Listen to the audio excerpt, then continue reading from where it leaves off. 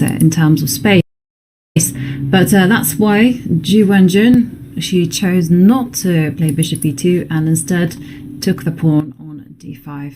And Lei Tingjie, she's well prepared as always. She did play pawn takes pawn in the center. Okay, so the bishop is going to be developed onto b5, I believe. That's what idea. Well, I mean, bishop e2 is still possible, but it looks a little bit passive at this. No, it is on the board. Bishop e2. Yeah, bishop e2. No, but bishop b5 is the main move. It's definitely the main move. And instead, bishop e2 choosing her first, perhaps, surprise of the match. And she's playing, not the match, the game is what I wanted to say. And bishop e2 played, and Lei Tingjie playing very fast, as always, a6. Yeah, indicating but hang on a second. That's a new move. Is it? I mean, let not me according check it to out. my database. I would be pretty surprised. No, it's not. No, it's not a new move. It was number 3. It's not number first choice. The first choice is simply to go bishop d6. My bad. Okay, well, the d7. latest game in my database that I see with this move was played. It's a blitz game between Vincent Keimer and Levon Aronyan, played this year. And there were several other games as well. So we're still in the theory books, if we may say so. Antonetta Stefanova played this line with white as well, quite pretty recently in the European Championship 2022. So still, well, we know for sure that Lei Tingjie is playing according to her preparation. She's not this kind of a player who hides it, right? There are certain players who prefer, even if they know all those theoretical lines, just to stop, to think over, and like maybe make their opponents believe that they're out of the home preparation. But Lei usually plays, if she knows the moves, she plays them out pretty fast. And she starts thinking only at the point when she's not sure anymore and she hasn't looked at the certain position. So for the moment, she is in her books. Yes, and she hasn't been surprised. And as you've indicated, the speed is there. And well, Ju Wenjun is the one who's being cautious and taking her time. After a6, I can see the most popular move and the most logical move to my eyes is to play d4. Yes, exactly. And I was just wondering, if you don't play d4, will black themselves play d4? Yeah, it's always an option. For example, what's going to happen if white castles? Because if you play d4 here, like the main concern that white may have is that black is going to capture on d4, c takes d4, and then after knight takes d4, like d4, c takes d4, knight takes d4, black is going to give a check on b4, bishop b4 check. And in the game of Antonetta Stefanova, for example, I mean, you can, of course, cover with your bishop to c3, but that's kind of... I don't think white wants to exchange this bishop because it looks so beautiful on this long diagonal, so you want to keep it on the board. But since you cannot really cover with your knight because of this annoying pin and knight e4 possible, the only other choice left is to play king to f1. And that's exactly what Antonetta did. It's kind of also sad to lose a possibility to castle, but white's idea in that game was that after a short side castle, she just played h4. And so she decided to use the rook on the h file to support this pawn. And well, some game began and she won in the end. But I don't think that Ju Wenjun is ready to play so creatively because, well, okay, the king on f1 is kind of risky in a way. It is risky. It is modern day chess, though. But if it were Lei Tingjie playing with the white pieces, I would say absolutely. This is what Lei Tingjie has prepared. But Ju Wenjun is much more classical. She likes to follow the opening rules, get your king developed, and put it into safety, and then just get the game and continue from there. So I'm anticipating that we are not going to see d4 as you showed us because of this check, but we're probably going to see castles, and then the point of a6 becomes clear, because the only reason for this move is, I guess, if you go d4. But hang on a second. Yeah, d4 is on the board. Commentators curse. I've very confidently said one thing, and of course something else has happened. But d4 has been played. Okay. Yeah, but I don't expect to see a king f1 after knight takes d4, bishop to b4. Well, it just seems that white is going to play bishop c3 after all. And probably Ju Wenjun is fine with this structure, because the structure we're gonna see after all those exchanges, like c takes d4, knight takes d4, bishop b4, bishop c3, then bishop takes c3, knight takes c3. It's a structure with the isolated pawn on d5, right? And we know that in long term it's a weakness, a positional weakness. Whether it can be exploited or not, it's another question. And but definitely it gives white a long-term advantage, a small positional plus, but as we've seen in this match, Ju Wenjun is fine with these long positional pluses, even like the slightest ones.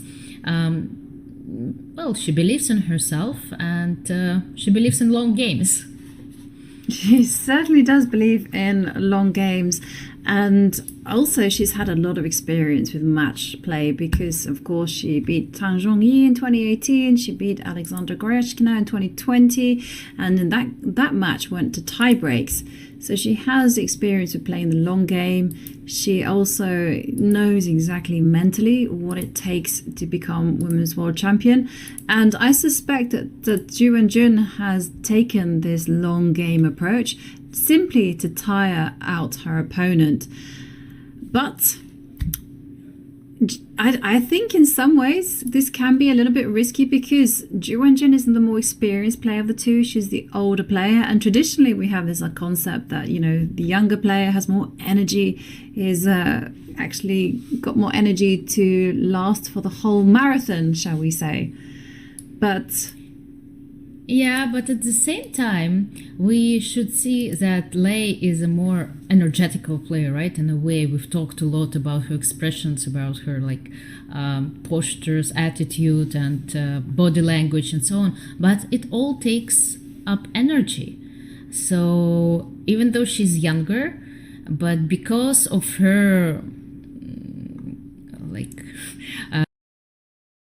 her special abilities, she might just require more energy. That's what I want to say. Yeah. Her she's more energy consuming, and while Ju Wenjun is a quieter, right? We've talked about introvert and extrovert playing a match, but that also might mean that Ju Wenjun doesn't require as much energy as her opponent, and again, it may be quite a big and significant advantage for Ju Wenjun in a long match.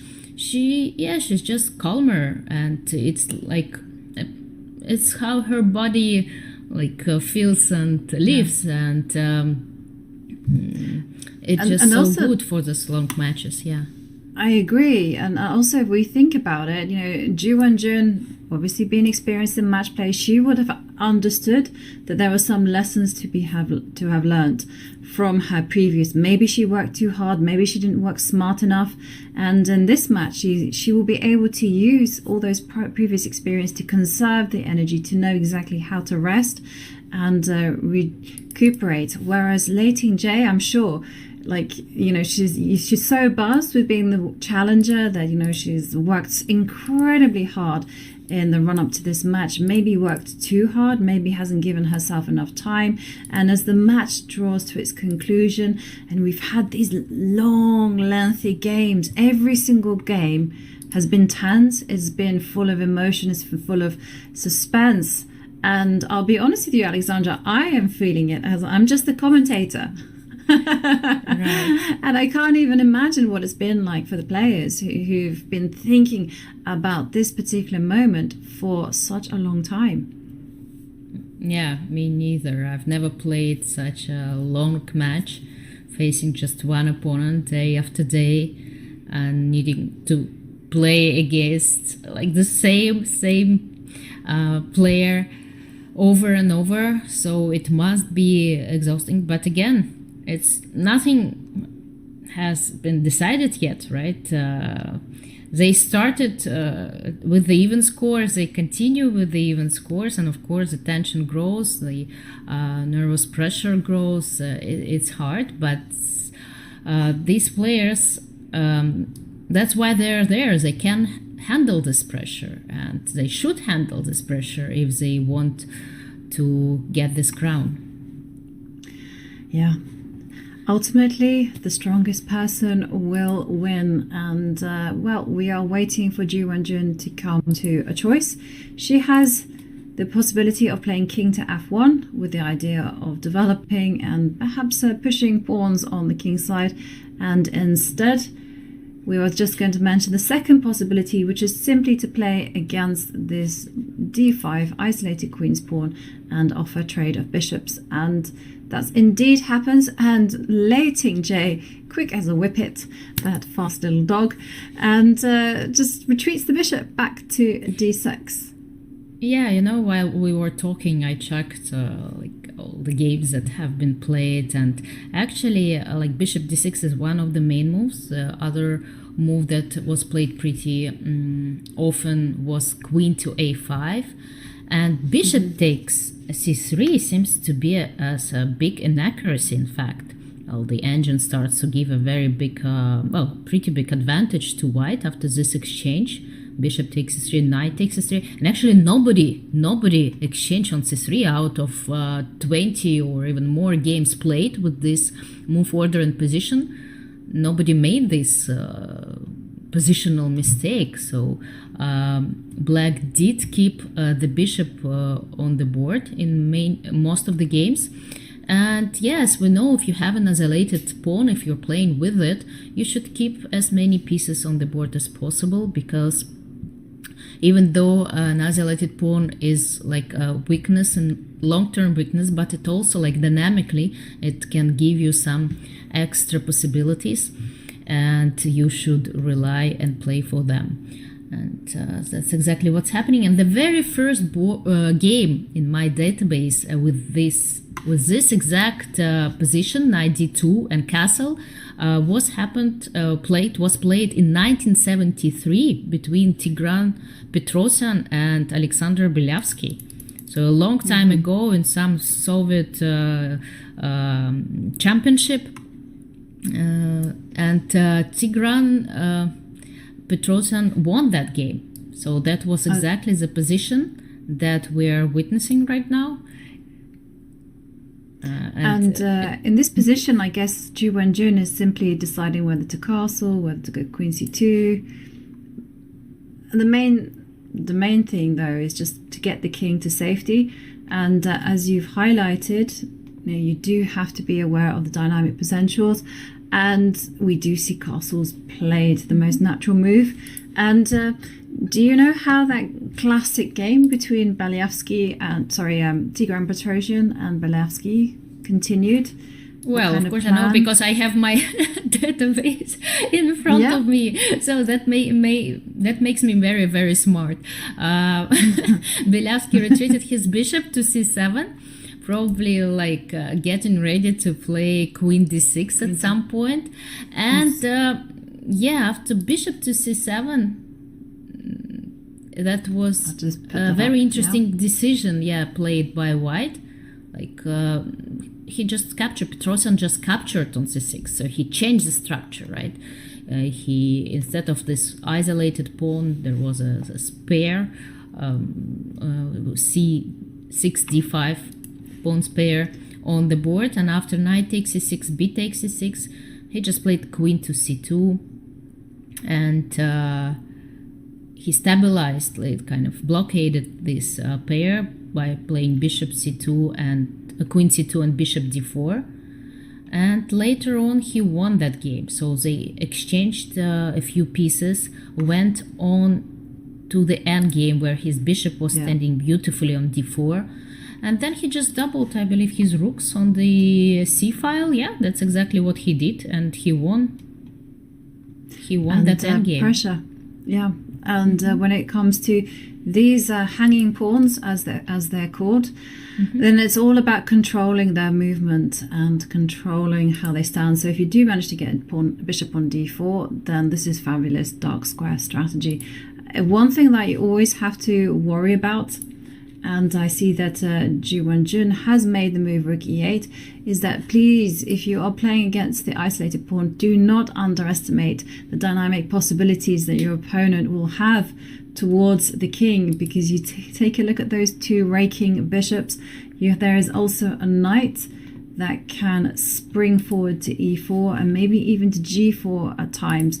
And of course, let's not forget this one that can jump into e5. So Lei Tingjie has to play very dynamically. She can't just sit back and watch Ju Wenjun improve her position.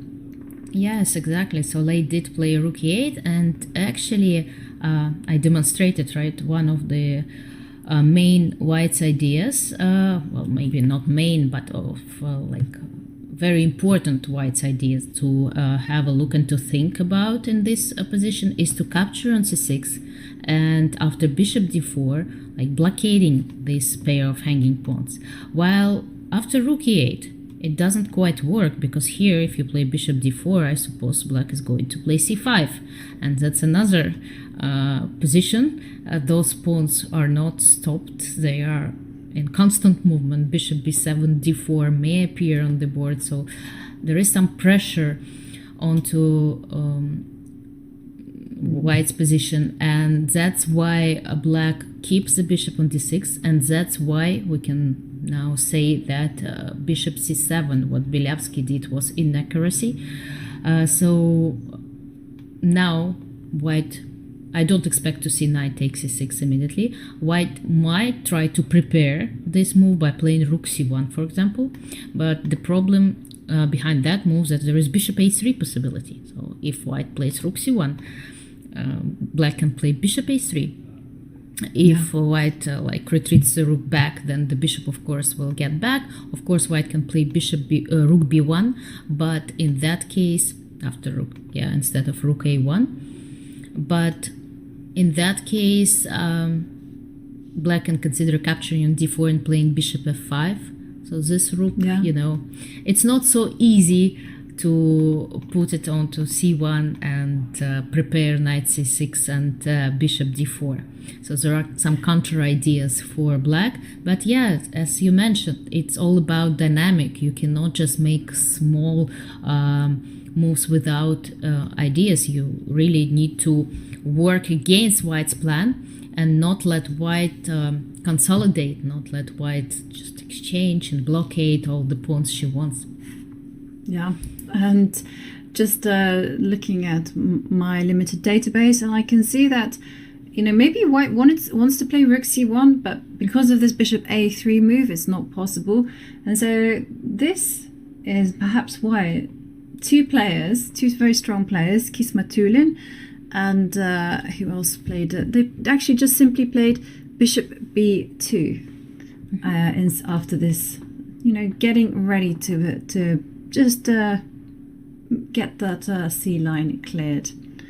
Right. Yeah, and I can see Lenderman has played it. Shekachev. Sorry, I'm thinking of these long Russian names. Difficult to pronounce names. Yeah, I can feel it. But my main question, because I see those games and I see bishop b2 played in some of the games, in two of them, black actually after bishop b2, they did retreat the bishop one player retreated it to c7. The other played bishop to b8. But I think in that case, we can still get back to this Petrosian idea of capturing on c6 and playing rook c1. Although black has this rook c1, for example, queen d6, right? Move. That's why they retreated the bishop. Yeah. The first just place, to show. Just to show, if you do go bishop d4, Yeah, you always have to watch out for your opponent's threats, right? As you talked about it, like checks, takes, and like direct threats.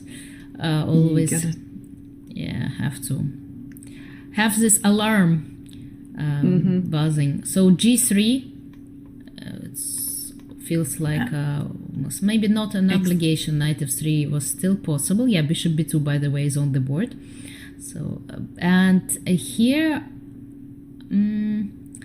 is a very interesting moment, because this position has not been played. So nobody, after bishop c7 or bishop b8, white didn't capture on c6. But I still wonder whether it's a possibility. Of course, when you play g3, your heart like kind of trembles a little bit because of those weakened white squares. But you see your light squared bishop on e2, and you believe that it can be transferred somewhere to g2, and then again those hanging pawns, you just hope to put pressure onto them. But again, bishop c7, bishop b8, is it necessary? Can't black play something else instead? What are other options here in this position for black? Yeah, that is a big question. Bishop c7 is very thematic, because you often see this position with colors reversed, and there are some few important ideas that you kind of came across, and one of them was setting up this pawn formation of something I call the wall. And yes, it makes you nervous when you have your pawns and like you said, those light squares around the king are weak.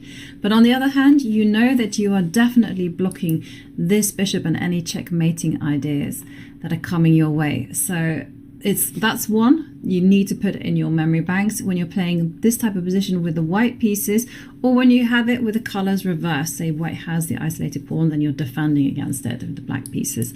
And also I want bishop, this idea of setting up the battery is also very common. Other ideas, jumping in with the knight to e4, but I don't think anyone has tried that. Or another one is just you're a bit stuck with this light square bishop. You don't have a good square for it. So yeah, I'm trying to get that one out and I can't see a square. So maybe I will leave that decision for a later stage. Is a possibility, Bishop d7, yeah, but it kind of does also feel not very incisive, especially because it blocks the queen from getting to the d6 square. So I think bishop c7 is a very natural move. I prefer bishop c7 over bishop b8, because bishop b8 somehow blocks in the rook, and the rook on a8 might want to swing towards the center at some stage.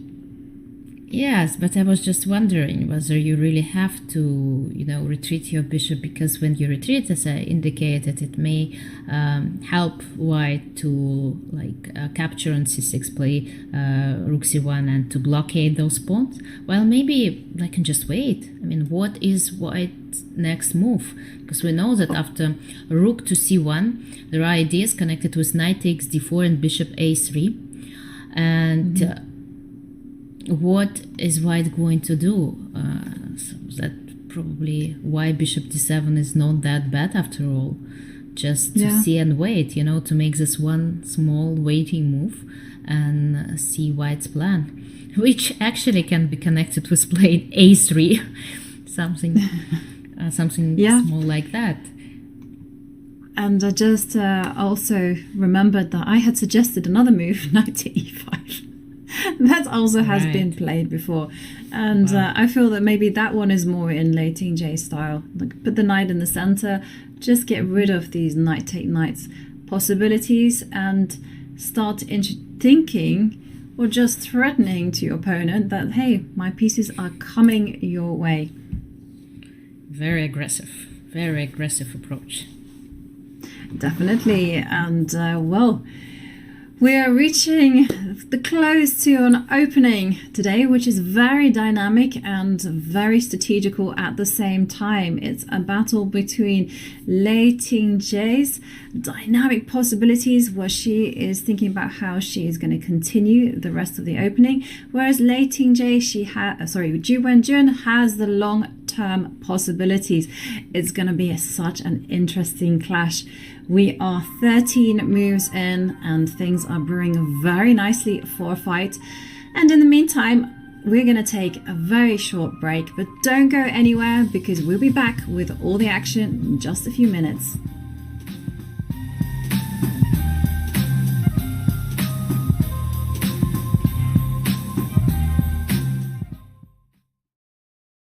Hi, I'm Grandmaster Anish Giri and welcome to Lifetime Repertoire's 1e4. The so-called Latvian gambit is horrible. F5, knight takes e5. This is not how chess is played. He played too many moves with pawns and the queen and didn't develop his light pieces. And if knight e4, this is a very important trick to remember. Many people fall for it actually. Knight to b5, brilliant idea. ab and queen g7. And after rook f8, bishop h6, queen c5 and f3. And surprisingly, queen f2 is almost checkmate, but it's not. If your opponent wants to be solid, we go for aggressive for the kill. If your opponent wants us to go for the kill, we play simple chess. And just use the fact that we have more space in the center, clear-cut plans, and nothing to worry about.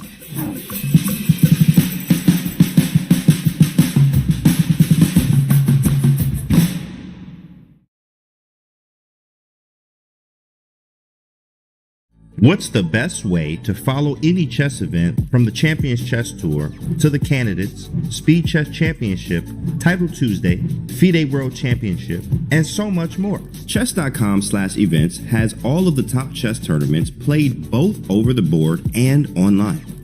Analyze and review games from the world's greatest players with live commentary, cloud analysis, opening explorer, and table bases. Find all the key event information, including schedules, prizes, results, news reports, player bios, tie breaks, and more. Even compete by voting for your predicted results. Explore chess.com/events today on web or with our iOS and Android apps and experience chess like never before.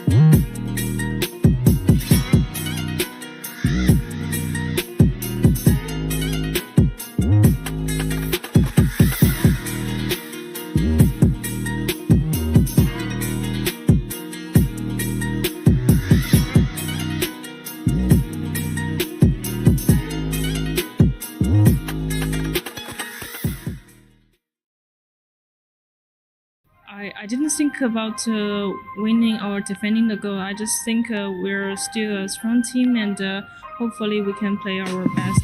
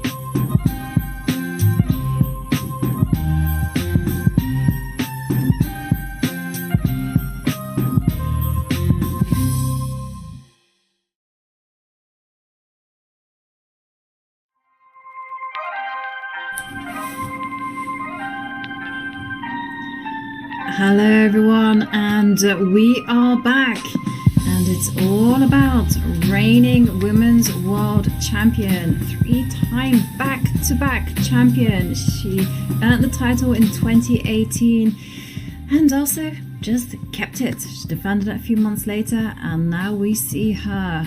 Well, she is facing challenger Lei Tingjie in Lei Tingjie's home city of Chongqing. And in that bustling metropolis, it is going to be all about a clash of styles, a clash of strategy. It will be all about whether Ju Wenjun can retain her positional advantage of playing against Black's weak pawn in the middle against Lei Tingjie's dynamism. And I feel that this game is very appropriate because we've seen Ju Wenjun throughout the whole match. It's all been about those small positional factors. It's all been about nurturing those small advantages. And for Lei Tingjie, it's been a lot more direct. And this is an appropriate clash in styles. Yes, it's also all about nerves right now as the match final is approaching. Fewer and fewer games are left to play. 3, as I was told, because I announced about 4 games, but it's never enough. We feel it's never enough. But in fact, it's just 3 classical games left. And it makes me wonder, why to play a 12-game match if still everything will be decided in the last 2 games or even in the last 3. And but that's how those World Championships matches are being played. So just 3 games, no more a possibility to make a mistake, it feels. It's just fewer chances to correct it if you make one. And maybe a tiebreak if the score is even, if it's 6-6, and what we see on the board. Yeah, if we do see a tiebreak, who do you hold as a favourite, Alexandra? Because you were mentioning to me before that Ju Wenjun, she's been World Rapid Champion, and she in fact has been a 2-time World Rapid Champion. She was in 2017 in Saudi Arabia, I think it was, and then in 2018 in St. Petersburg.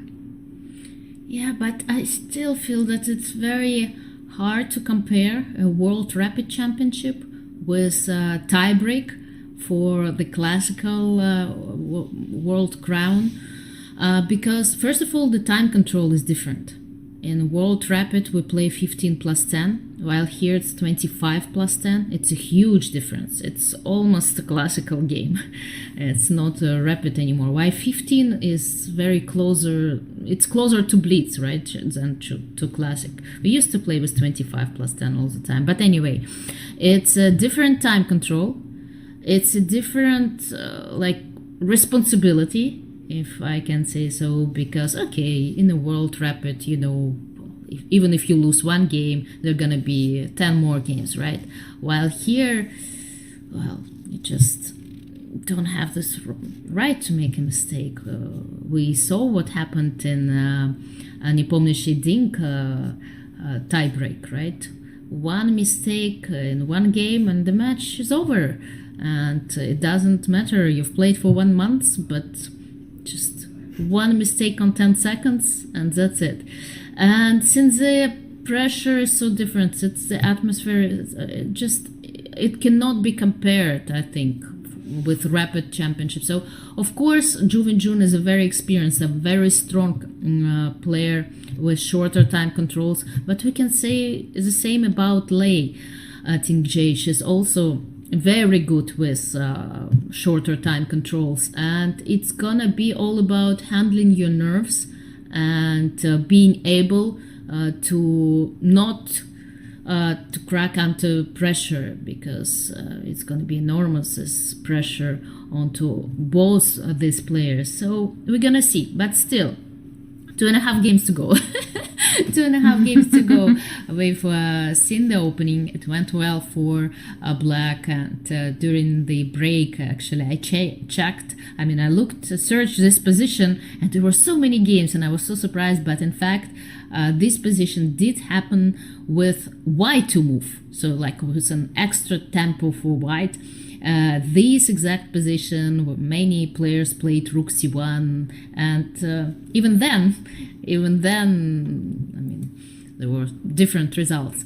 While here it's Black to move. Does it change a lot? This extra, half a move advantage, I'm not sure. It's still about this isolated pawn, right, and about White being able to somehow simplify the position and stay with this small positional advantage, and with Black being able to neutralize, to not neutralize, but to somehow put this pressure and use these isolated pawns pluses. Yeah, it is for White. It's a question of the long game. So general rule here is if White manages to trade off minor pieces, then the weakness of this pawn grows in significance. If Black manages to kind of keep all 4 minor pieces on the board, then they will have the dynamic advantage. If they have 3 minor pieces, then still it's kind of in the balance. 2 minor pieces, already you're going to have to start suffering a little bit, and you need to gain activity in other ways. And there we see Lei Tingjie, the consequence of moving the knight from, after bishop d7, which is a nice developing move, also protecting the c6 knight. Ju Wenjun played knight to f3. Consequence is that the control on e4 has been released, and that's why Lei Tingjie jumps in with the knight. It's a nice active move, and now the ball is passed to Ju Wenjun, and she's being told, what should you play next? And I suspect that moves like rook c1, maybe your idea of a3 will come into play. Yes, well, with the knight on f3, protecting the knight on d4, probably rook c1 straight away is a possibility.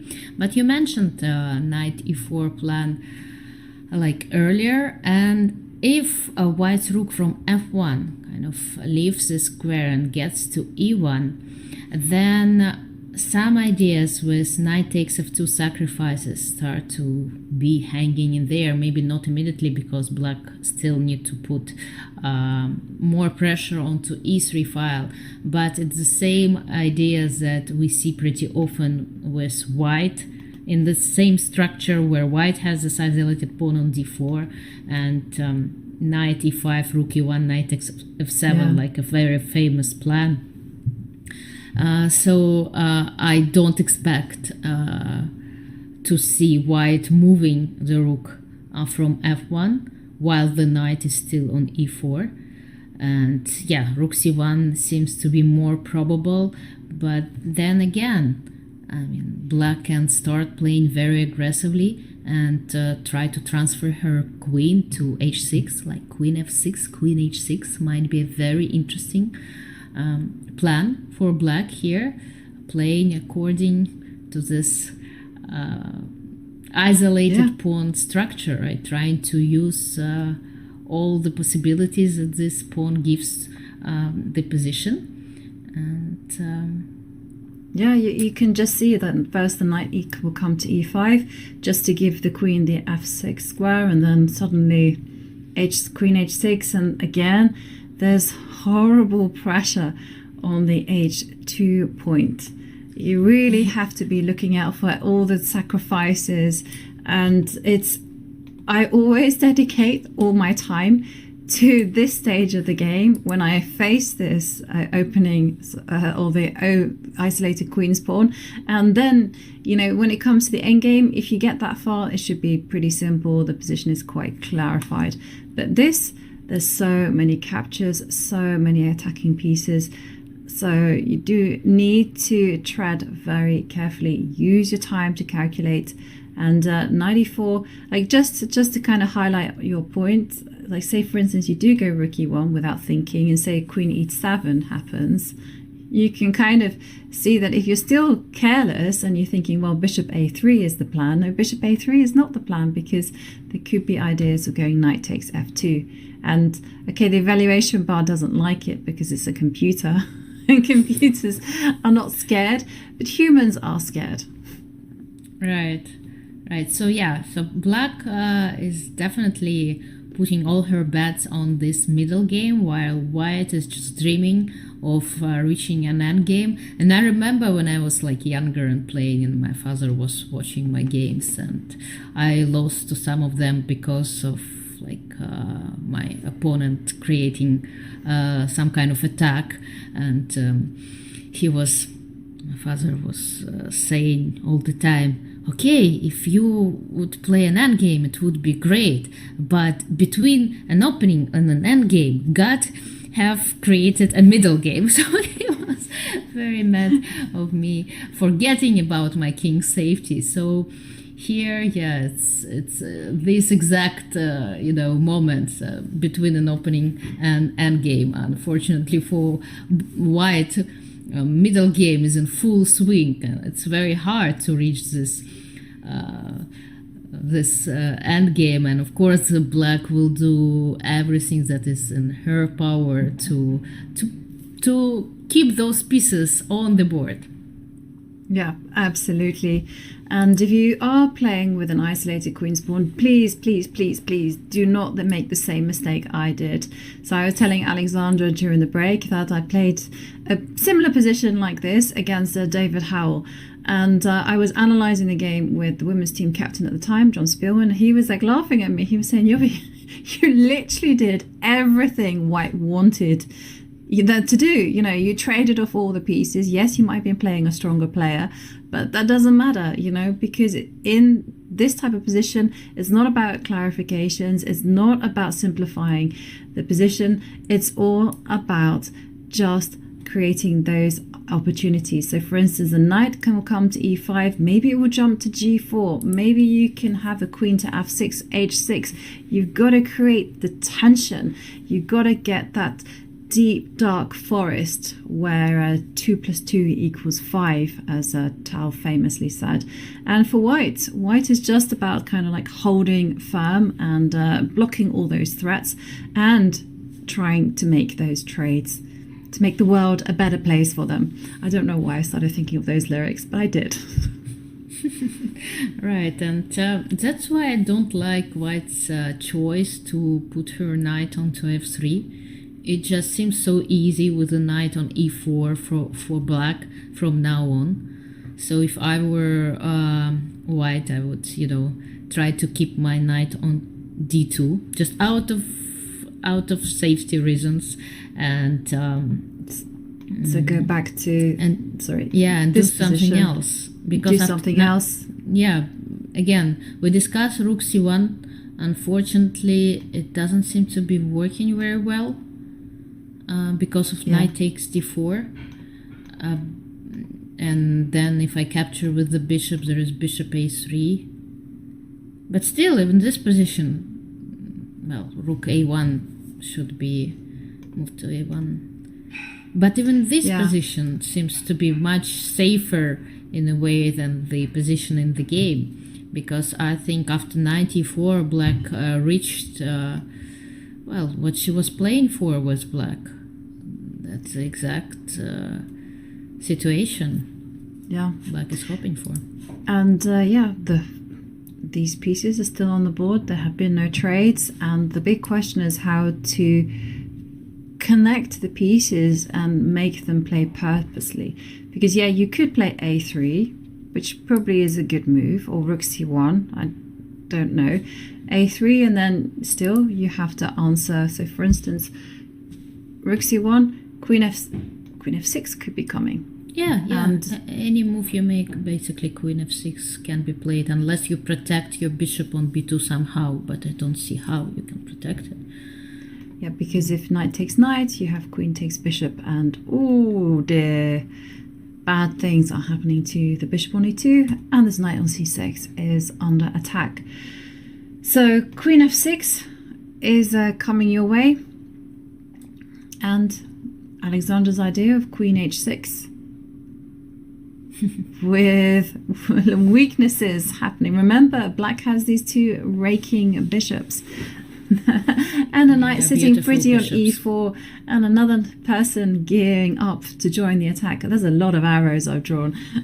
Nice. When I was playing, Title Tuesday yesterday, some of my spectators were complaining that I don't draw enough arrows to show and indicate where my pieces go, what are the ideas, and say, come on, I have only 3 minutes, I'm not as good as Hikaru, to be able to draw arrows, to think about the position, to commentate. I'm just not as good as some of the streamers. Just takes so much practice, and just feels as quite a different level to be able to do all of that. But Right now we're witnessing a classical game, so we have all the time in the world to draw those beautiful arrows and to indicate players' ideas. So that's great. Yeah, I can sympathize with you. So sometimes I stream, and when I do, I find it very difficult to draw arrows, talk, engage with chat, play good chess. Right. Like something is suffering, right?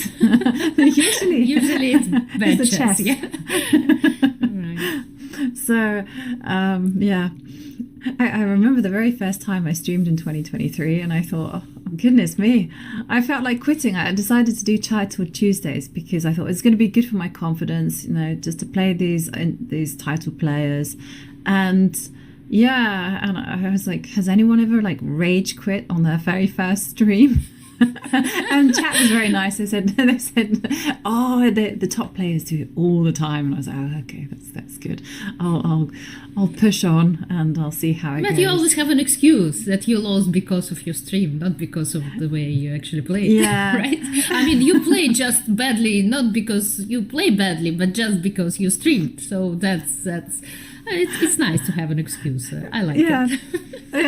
Okay, that's a good thing to have in mind, because I was just sitting there thinking, I'm just literally streaming my bad chess, and the intention was not to play bad. And will we see a rage quit today? Very well connected. Maybe. No, today's Wednesday. Today's Wednesday. Also, one of my downfalls when I play chess is I always forget what day it is. Yeah, Talking Tuesday is behind us. My daughter keeps telling, "Oh, I'm sorry, you've been having this Talking Tuesday, and I called you. Oh, I'm sorry, you were busy." But actually, tomorrow is a big day. It's going to be the International Chess Day tomorrow, and the 20th of July, because it's the day where FIDE was founded, and it's been now celebrating for many years as the International Chess Day. And there are gonna be several arenas, 12 hours of arenas, streaming arenas for streamers. So okay. Maybe I'm going to pick those to those 2 hours, and I'm going to demonstrate my bad chess as usual. So nice way to celebrate Chess Day anyway. I think so too. And talking about chess, of course, after this tournament finishes, after this World Championship match, we know that Ju Wenjun is gonna not go back home, but she's also she's going to go to Baku, to a tournament where you're playing, and you won the World Cup the last time it was there in Sochi, right? Yeah, 2021. Great.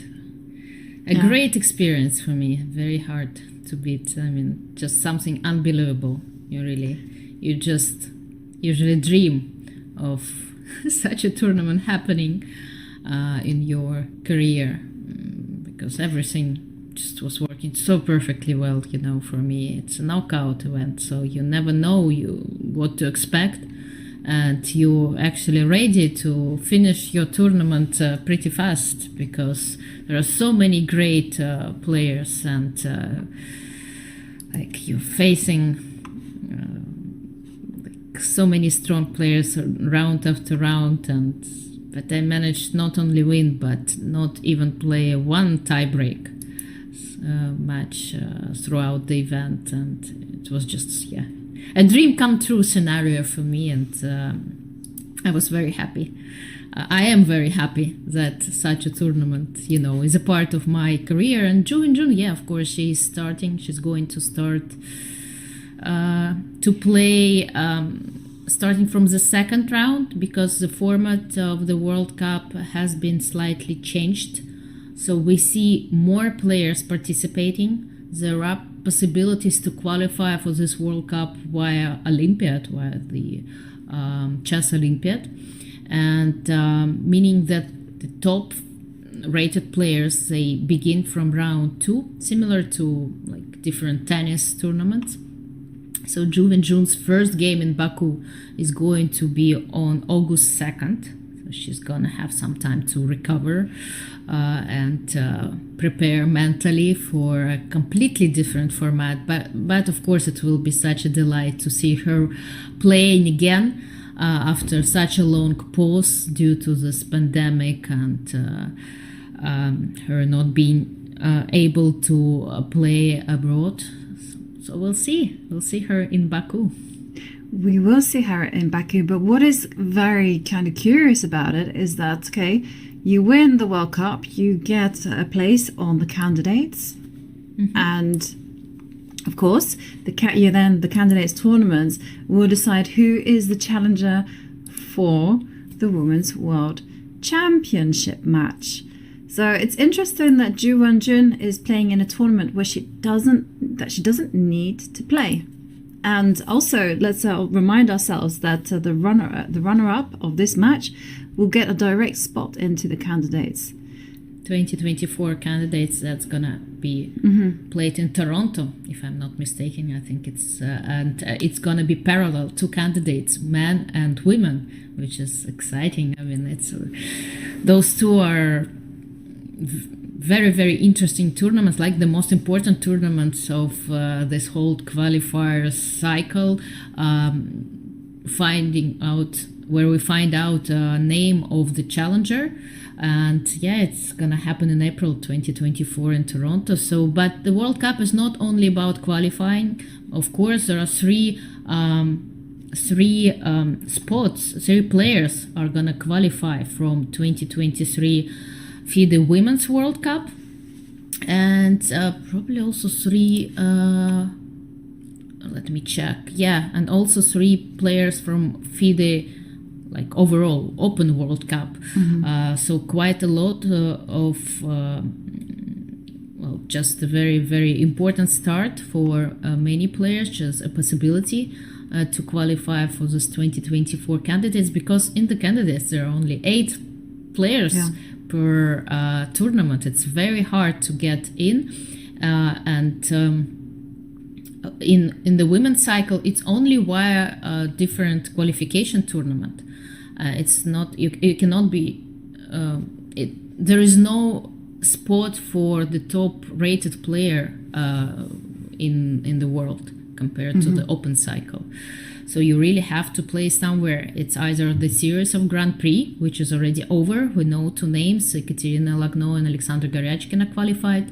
We know that the runner-up, the player who loses in this match, is going to play in the 2024 candidates.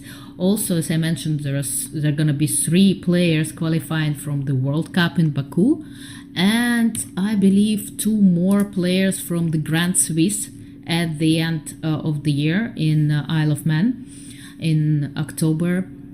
And that's it. No more chances. So basically, you have to try. Well, if you're not the lucky one, if you're not already playing in China right now, the Grand Prix series is over. So there's just 2 tournaments left where you can actually qualify. But what is great, it's those tournaments. Okay, World Cup. Well, there are many players playing, right? Even lower-rated players have a great chance to prove that rating means nothing. It just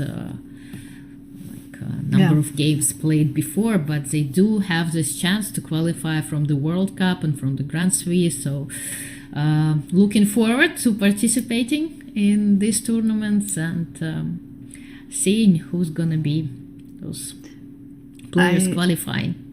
Yeah, and you're in good company as well, because Ju Wenjun will be playing, not Lei Tingjie, but also Magnus Carlsen will also be making an appearance in the Open World Cup. It used to be the case, I think it still is the case, that the Women's World Champion could play in the Open World Cup. It's still a possibility. The case. Yeah, and I think I once did play in 2008 when I won the Women's World Championship. At that time, it was called what we call now World Cup, the same format. It used to be called a World Championship. And I did play in the Open World Cup World Championship after that. I don't remember whether it was called a World Championship or World Cup at that time. But since it was not played at the same time with Women's World Cup, I did play in Khanty-Mansiysk. I think I lost to Shahryar Mamediyarov, if I'm not mistaken, in the first round. Yeah, no, that's a tough start.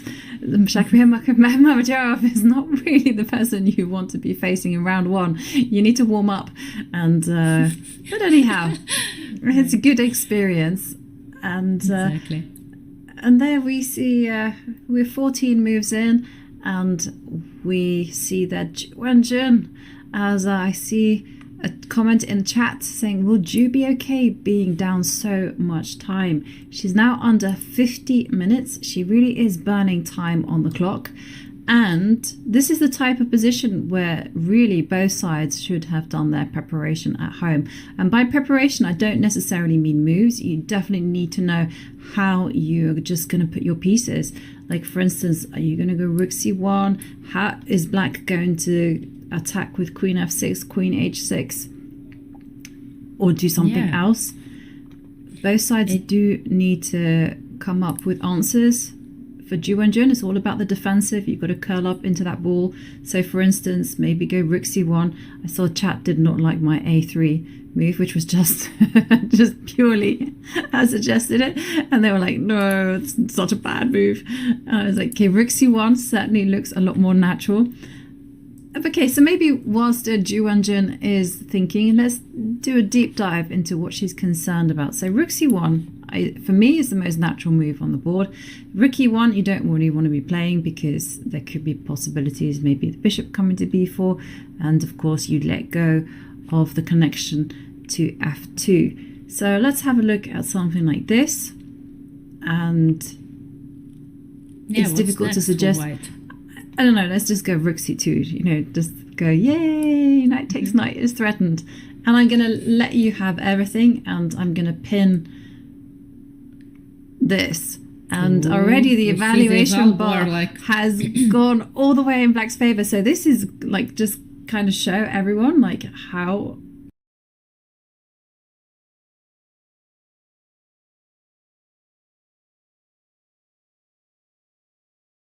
Bishop h3 and knight f2 probably, right? Yeah, bishop h3. Yeah, that's one way how to break the position down. But no, the eval bar doesn't like my... no, because of knight b4 is the whole idea. So knight b4 and this rook doesn't have any squares. So you... Okay, so okay, knight b4 is a problem. So in that case, there is no rook c2 to be played because of knight b4 ideas. And maybe this means that if queen f6 is such a big problem and you can't rook c1, queen f6, And say you just go, I don't know what to suggest. That's why Ju Wenjun is taking so much time, exactly, to think. I mean, maybe she feels like, play knight to d2 at some point again, before rook c1. Yeah, okay. Maybe do it now, right? Let's just say yes, we made a mistake. Queen h6, and can you do things like g3? And well, I guess knight e5. It does feel shaky. The knight is coming to e5, and maybe this knight is a huge problem. But how does it change? Why doesn't the ancient like bishop to h3? Because I like this idea: bishop h3, rook e1, knight takes f2. Okay, but bishop h3. Somehow or other, it's okay. So I'm peeking, and it's saying that knight takes c6 is going to be sufficient.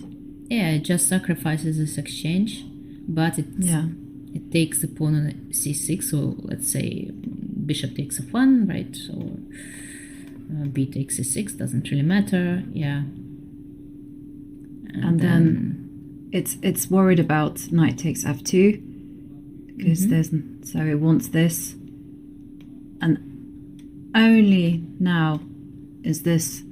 It's saying that this is perhaps a touch better for white. Okay. Good to know. Two strong bishops, and black's pawns are quite weak on a6, e4. Yeah, the bishop on b2 is amazing. Queen is getting to g4 probably. It will be hard to protect everything. Okay, well, that's a very important thing to keep in mind for white.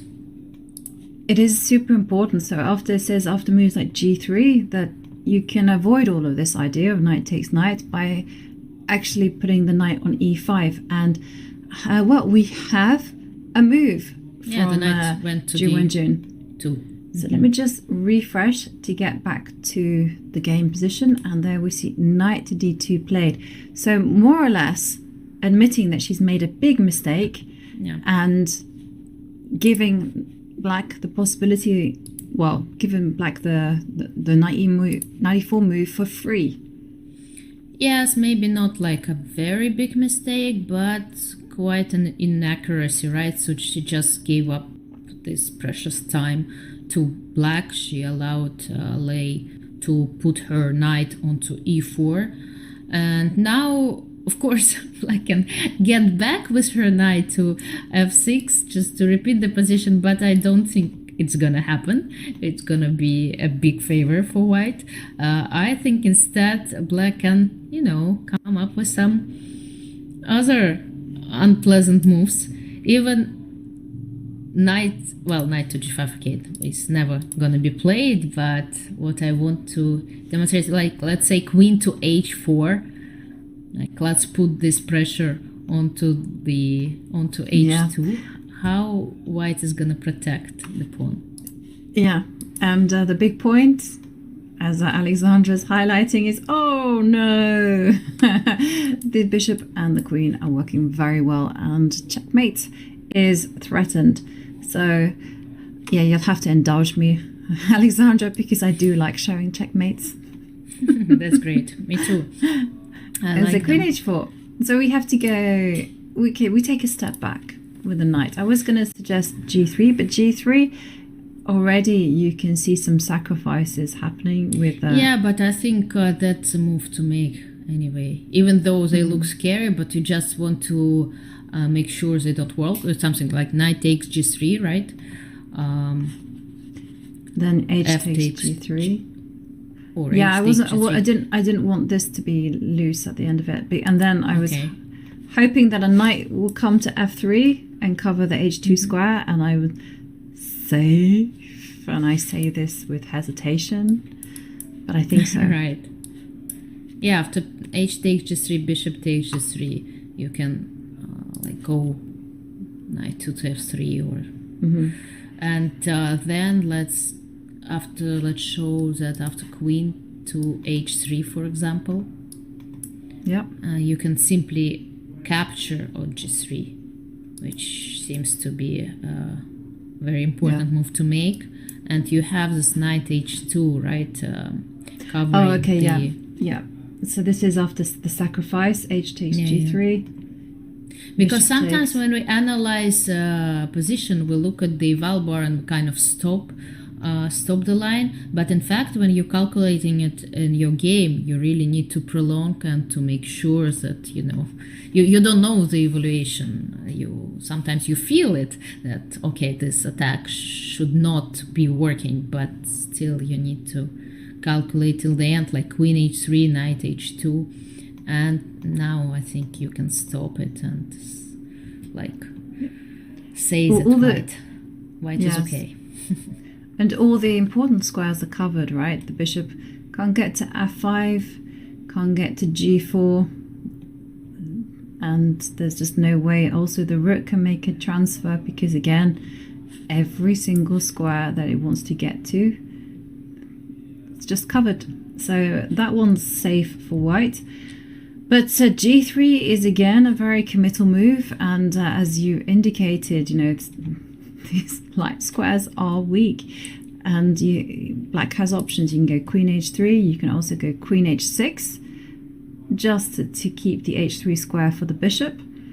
And again, the knight is going to come to e5 and start asking some questions to these light squares. Yeah, exactly. That's why this knight can be captured at some point if it's very annoying. It might have to be captured. Like, say for instance, I don't know where to put the queen, h6 or Well, I would say h3. h6, because after queen to h3, the bishop on d6 is not protected, meaning that after knight takes e4, you have to capture with your rook. And usually after knight takes e4, you want to capture with your pawn. But even here, like if I capture knight takes e4, d takes e4, okay, there are no more isolated pawns on the board, but let's say knight takes e6, because I think I have to, otherwise knight e5 is gonna come. And this position, okay, it doesn't look dangerous anymore, right? It looks pretty safe.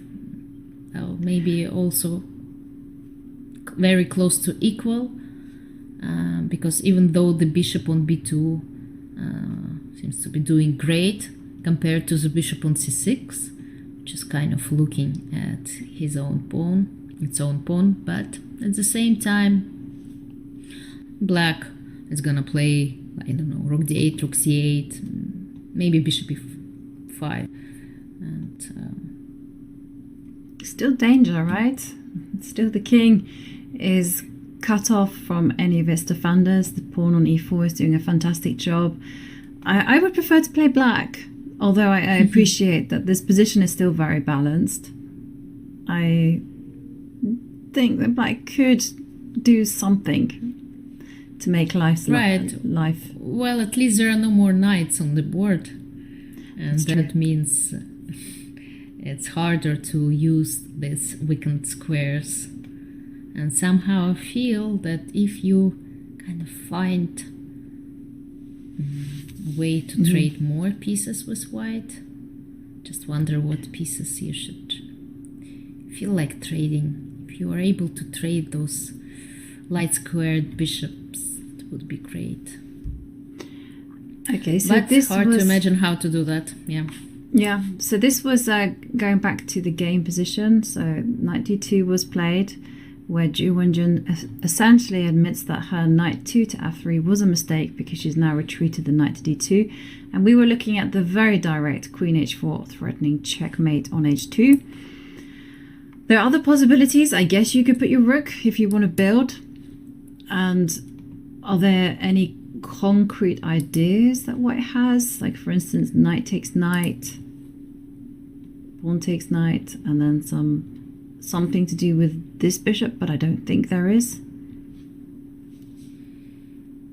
Well, in general, I think white wants to capture on e4 and maybe then play a bishop g4. So say for instance you go rook c8, because that could be a nice building move.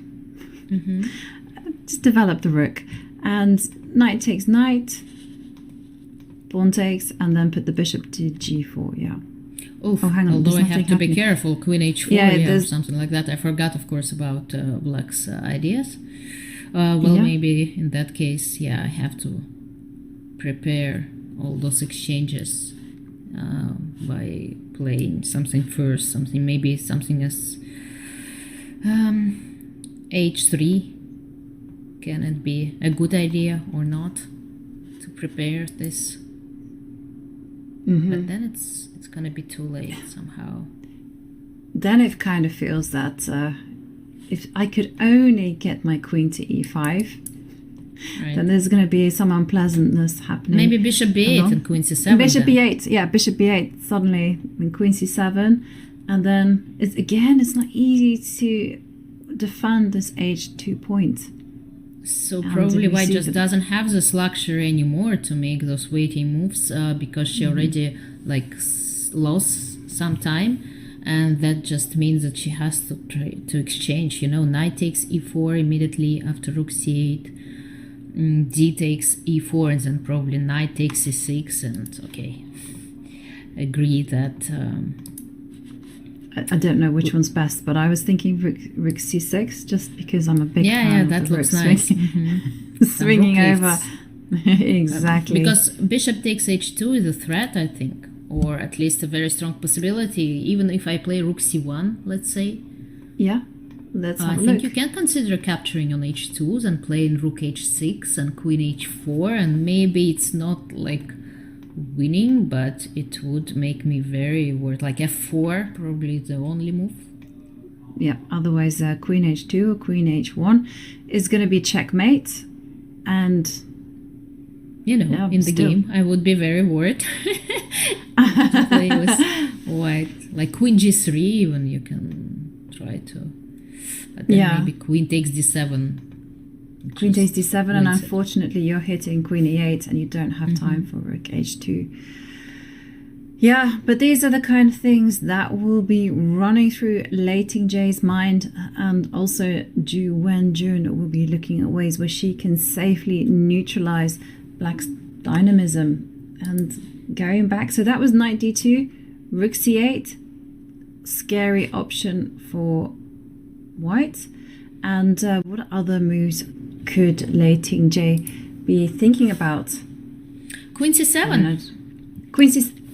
Yeah, Queen it's another c7, yeah. Possibility, right? Just maybe not the battery you wanted to build. Usually you prefer to have your queen first and then the bishop behind, but it might be a possibility to consider, thanks to this pawn on a6, thanks to this tiny move a6 that Black made a few moves ago, like just indicating how those tiny small moves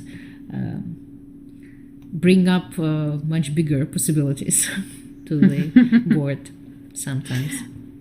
The butterfly effect is what I like to call it. And yeah, because here I wonder whether g3 already runs into something like knight takes g3. Can White make this move? Well, let's say knight takes let's g3. go. Knight takes Yeah. g3, and the evaluation bar says no. It's just too weak for us. Too weak. Okay. But there was a possibility to do some things. Just because immediately you saw. I could have, inserted like bishop h3 first. Maybe it might. And then knight takes g3. No. It doesn't like my idea with knight Doesn't h3. like. It says it's not right, and instead the engine just placed bishop b4 here, which is a very nice move. Like a bishop going into two different directions. Bishop h3, bishop b4, pinning the knight on d2, and somehow this pin is very unpleasant. I don't know, knight 4 to f3 probably is the only move to protect this knight, but in that case probably something else will come. And White needs to lose the obsession with the f3 square. And this is not good. good news. I mean, just like a look at the bishop on h3. There's a pinning and here, and there's also moves like knight c3 that can be played and take control of the dark squares. Yeah, this is completely gone wrong for white. So I want to try one line. Queen. That was queen c7. Let's show this line here. Yeah? I know that it's completely winning in many ways for a black, but I was just checking if that one is winning, and it is winning. So queen a5. Yeah. Build up a3. pressure here. Yeah. Bishop takes d2. b4. b4. Bishop takes e1, of course. B takes a5. I'll take the queen. Yeah, so bishop takes f2. King to h1, and then bishop takes e3. And I'm threatening to play knight f2. And it seems that black is just winning in this position. So let's see. Let's prolong the line a little bit more to queen to b3. Yeah, get the queen out of dodge. Knight comes to f2. Yeah, but it's just, just the position is too good. Black has an rook, a knight, and 2 pawns for a queen. But just according to the engine, it's not because you win something like immediately. You can even play rook a to d8. Just the position is too good. Wow. And the white king is just so sad they're caged in the corner. And you're right, you don't even need to do this type of stuff. So knight f2, king goes to g1, and it's just trapped there. And yeah, I agree with you. Like, you come there, and if you touch any of these pieces, something will fall off because of the discovered check. So beautiful variation. And it wasn't entirely dumb either, because what I'm trying to say is that it wasn't entirely dumb that white found themselves in this particular situation, because this all arose from queen c7, which provoked g3. And g3 was just an immediate mistake because of bishop h3. And then like a pincer movement on the rook, catch them from another side. And that's how white's position quickly fell apart. So this means after queen c7 that white is already forced to move a knight back to f3. Well, you can still play h3. Yeah, I don't like h3 though, and just just in principle, because you allow black this hook to open up the king position, and just in general. Yeah, but the queen is not on f6 or g6, right? To hide, that's true. Highlight this, because what knight did you want to go to retreat to f3? I mean, the knight d2 to f3, it's gonna be a little bit too much, I think. But if you play knight 4 to f3, then there is another very nice rook lift. Rook e6 becomes possible. Yeah. Rook is okay. What? So yeah, rook e6 is now possible. Wow. And it looks also nice, like rook g6 or h6, transferring your rook via this. I love those rook lifts. I mean, I enjoy them so much because somehow, you kind of used to the fact that rooks don't usually work so much in middle games, right? We don't see them get into action, but sometimes it do happen, like those rook a3, g3, some rook lifts. I enjoy seeing them. I enjoy them too.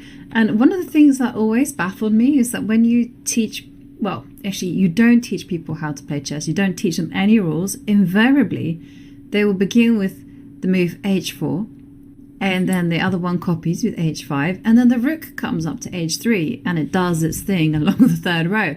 And I was thinking, what is the psychological attraction about this?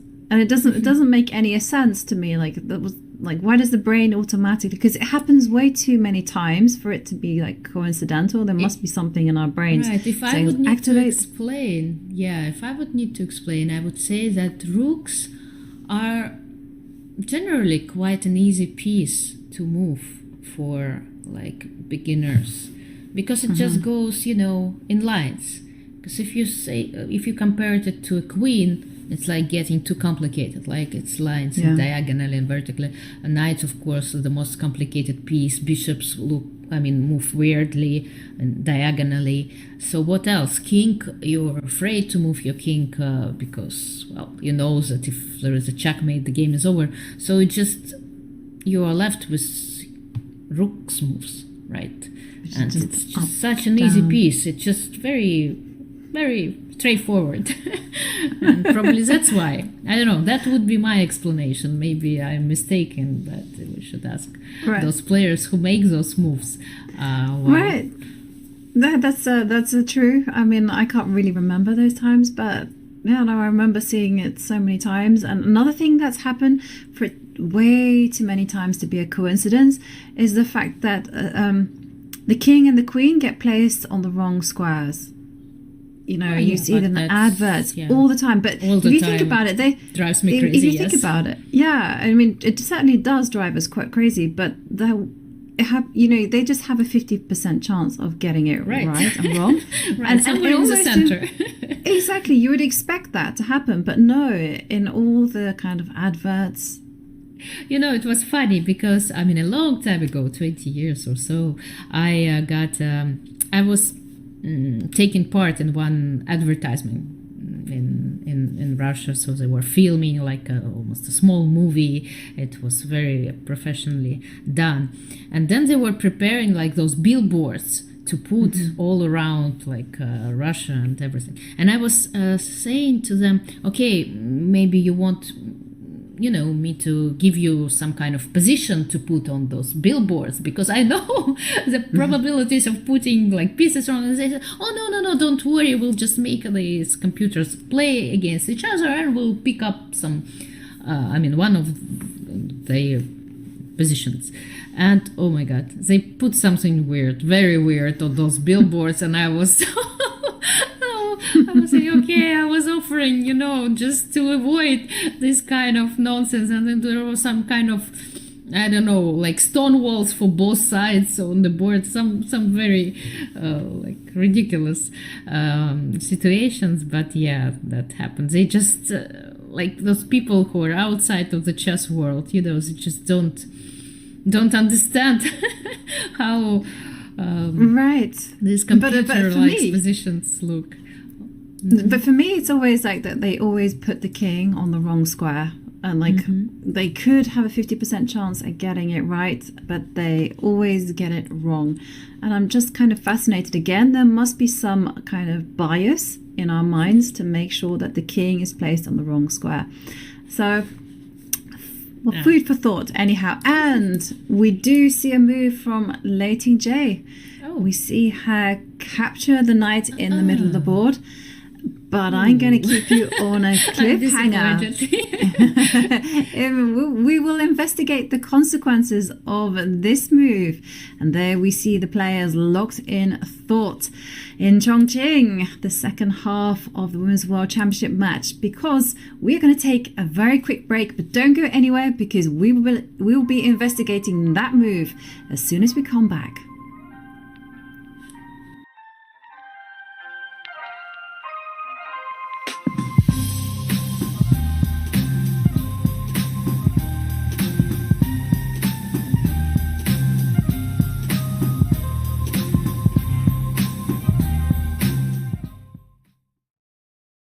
Interested in becoming a chess streamer like your favorite creators, such as Hikaru, Gotham Chess, and the Botan sisters? Come on! Look at this! Woo! The Chess.com community streamer program is growing every day. Whether you're just getting started with streaming or already established and looking to expand your audience, you can now connect your account to Chess.com and have your stream promoted on the game's largest platform. Simply link your account at chess.com/settings/connected accounts, set your category to chess on Twitch, and start streaming. You'll get an ad-free experience on chess.com. You will pop up on our list of live streamers. Your chess.com profile will feature your Twitch stream, and your stream will be linked to your games on our Play server. Type Command Community Streamer in chat and start growing your stream today.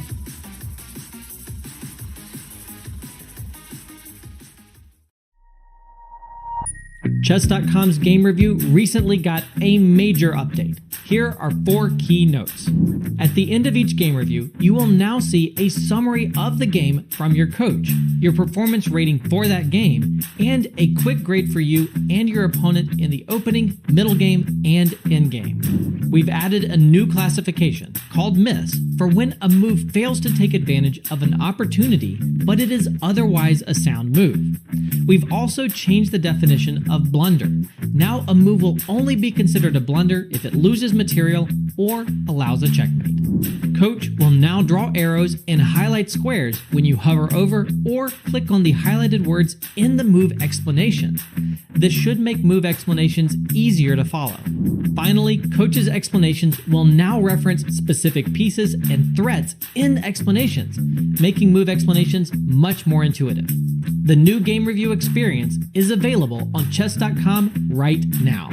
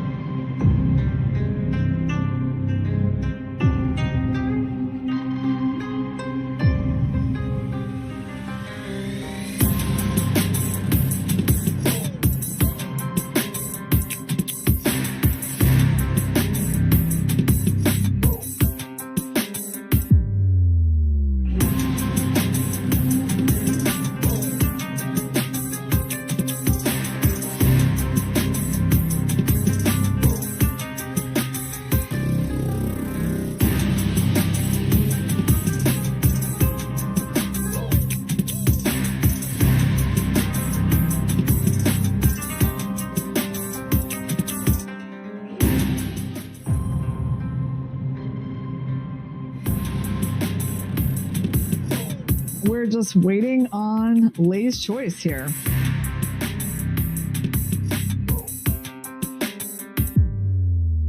Oh no! She didn't play that!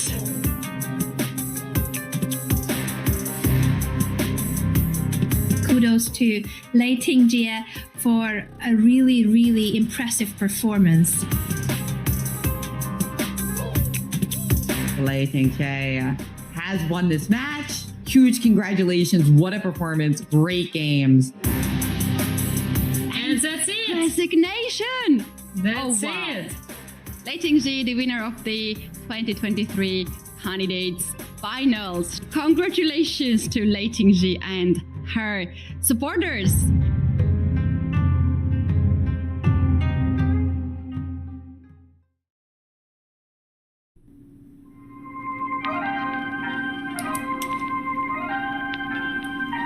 We are back, and there we see impressive challenger Lei Tingjie. She's been keeping toe-to-toe with the reigning Women's World Champion, and the scores are tied here.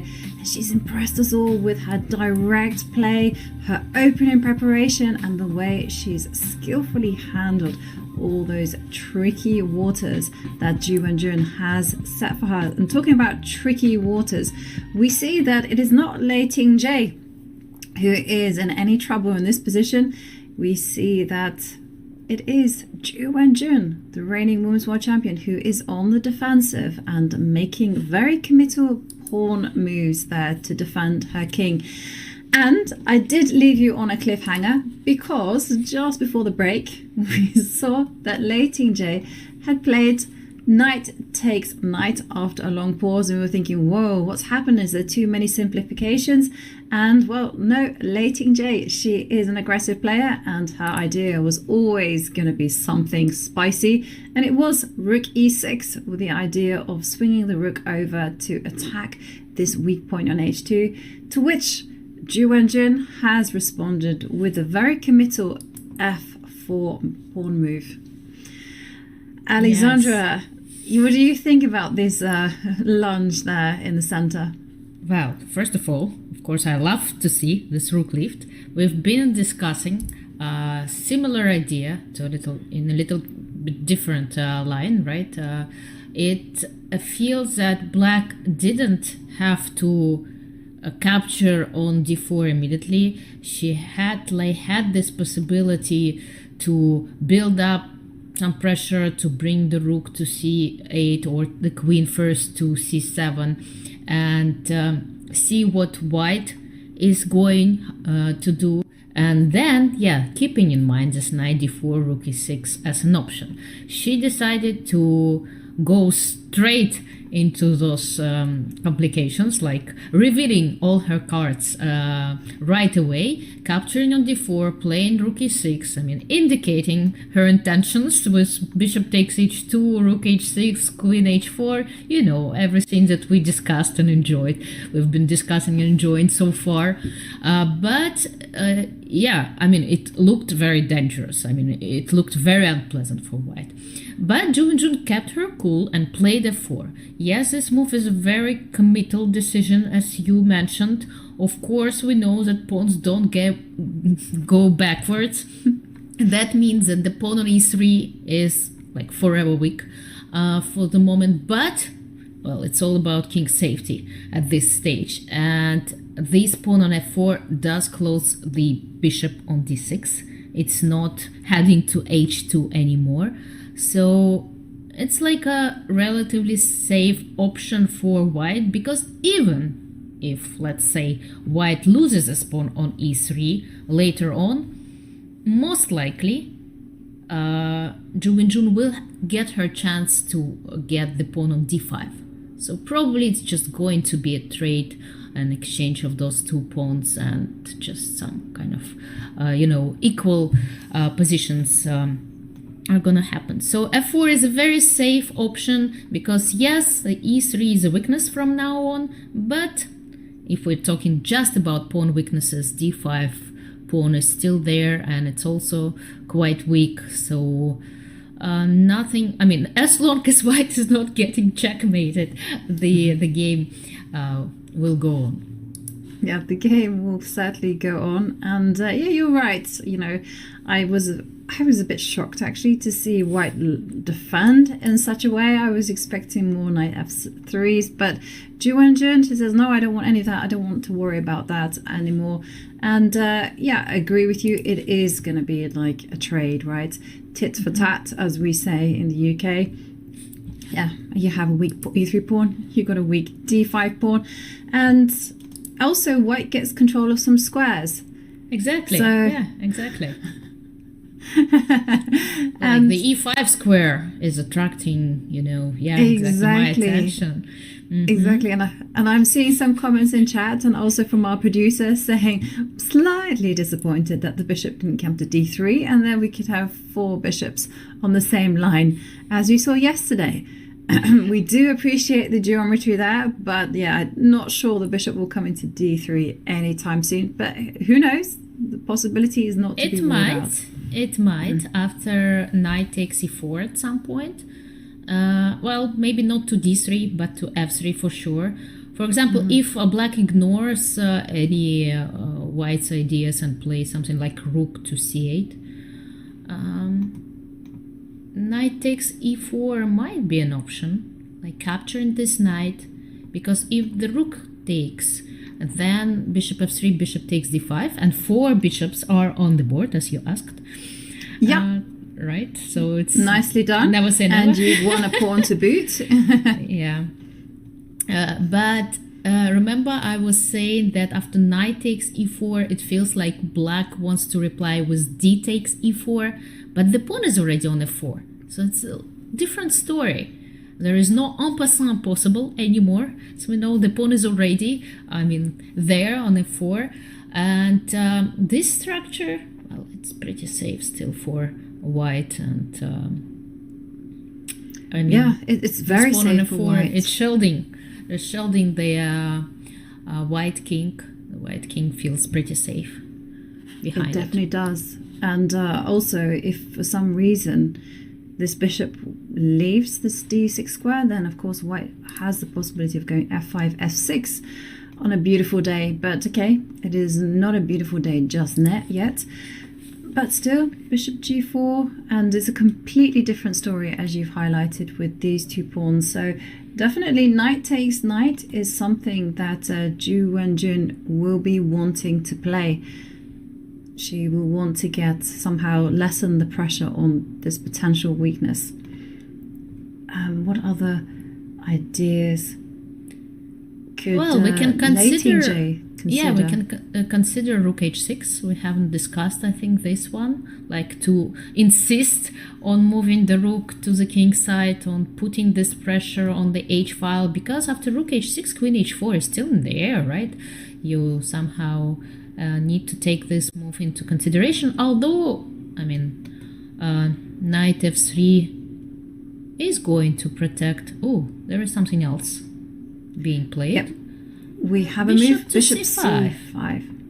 Okay, well, quite logical, right? In a way that white did weaken her pawn on e3, as was mentioned, and by bishop c5, black is trying to highlight this weakness, because if the bishop is gone, if the bishops are getting exchanged, like bishop takes c5, knight takes c5, immediately we feel the pressure on the e3 pawn.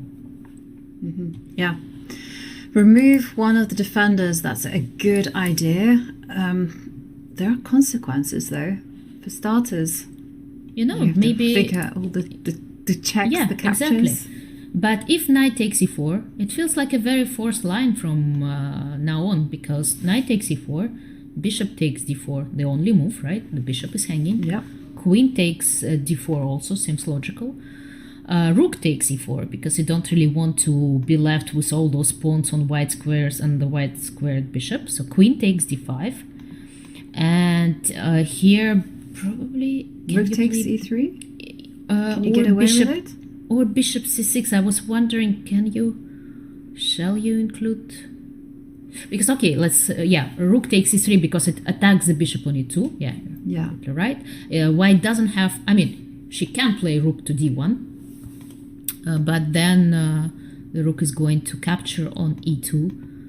And, it looks like a very throwish position. Queen takes d7, queen b6. Even white has to be careful. Maybe rook d1 is slightly inaccurate in that case. Because, again, this pawn on f4, we've been talking a lot about this move. But in this position, it also it makes quite a difference, right? It does weaken white's king from this perspective. Yeah. So probably rook a to d1 is a little bit inaccurate, and there are some other moves. There is a bishop f3 probably instead. Yes, so bishop f3 and bishop c6. Bishop 6. Mm-hmm. Or and then, is there some? I wonder whether you can keep the pressure alive. Queen to b6, right? Yeah, but there's queen takes b7. Yeah, unfortunately. Mm-hmm. Unfortunately, yes. So bishop c6. And then queen takes d8. Oh, you have to check queen c5 as well. But okay, let's say queen d8, rook d8, bishop c6, b takes c6, and then rook d1. Man, it should be a draw. Yeah, it should be a draw, right? Black's rook rooks are very active. Yeah, I don't know if it makes a difference, but I would queen to d1. I don't know, maybe rook f to d1 is equally good. And it's actually happening. We see knight capturing on e4. The bishop is going to capture on d4. It's a forced move. White is going to capture with her queen, of course. Otherwise, there are going to be just too many weaknesses And we are in the white racing position. down this line, and well, white has to go queen takes pawn.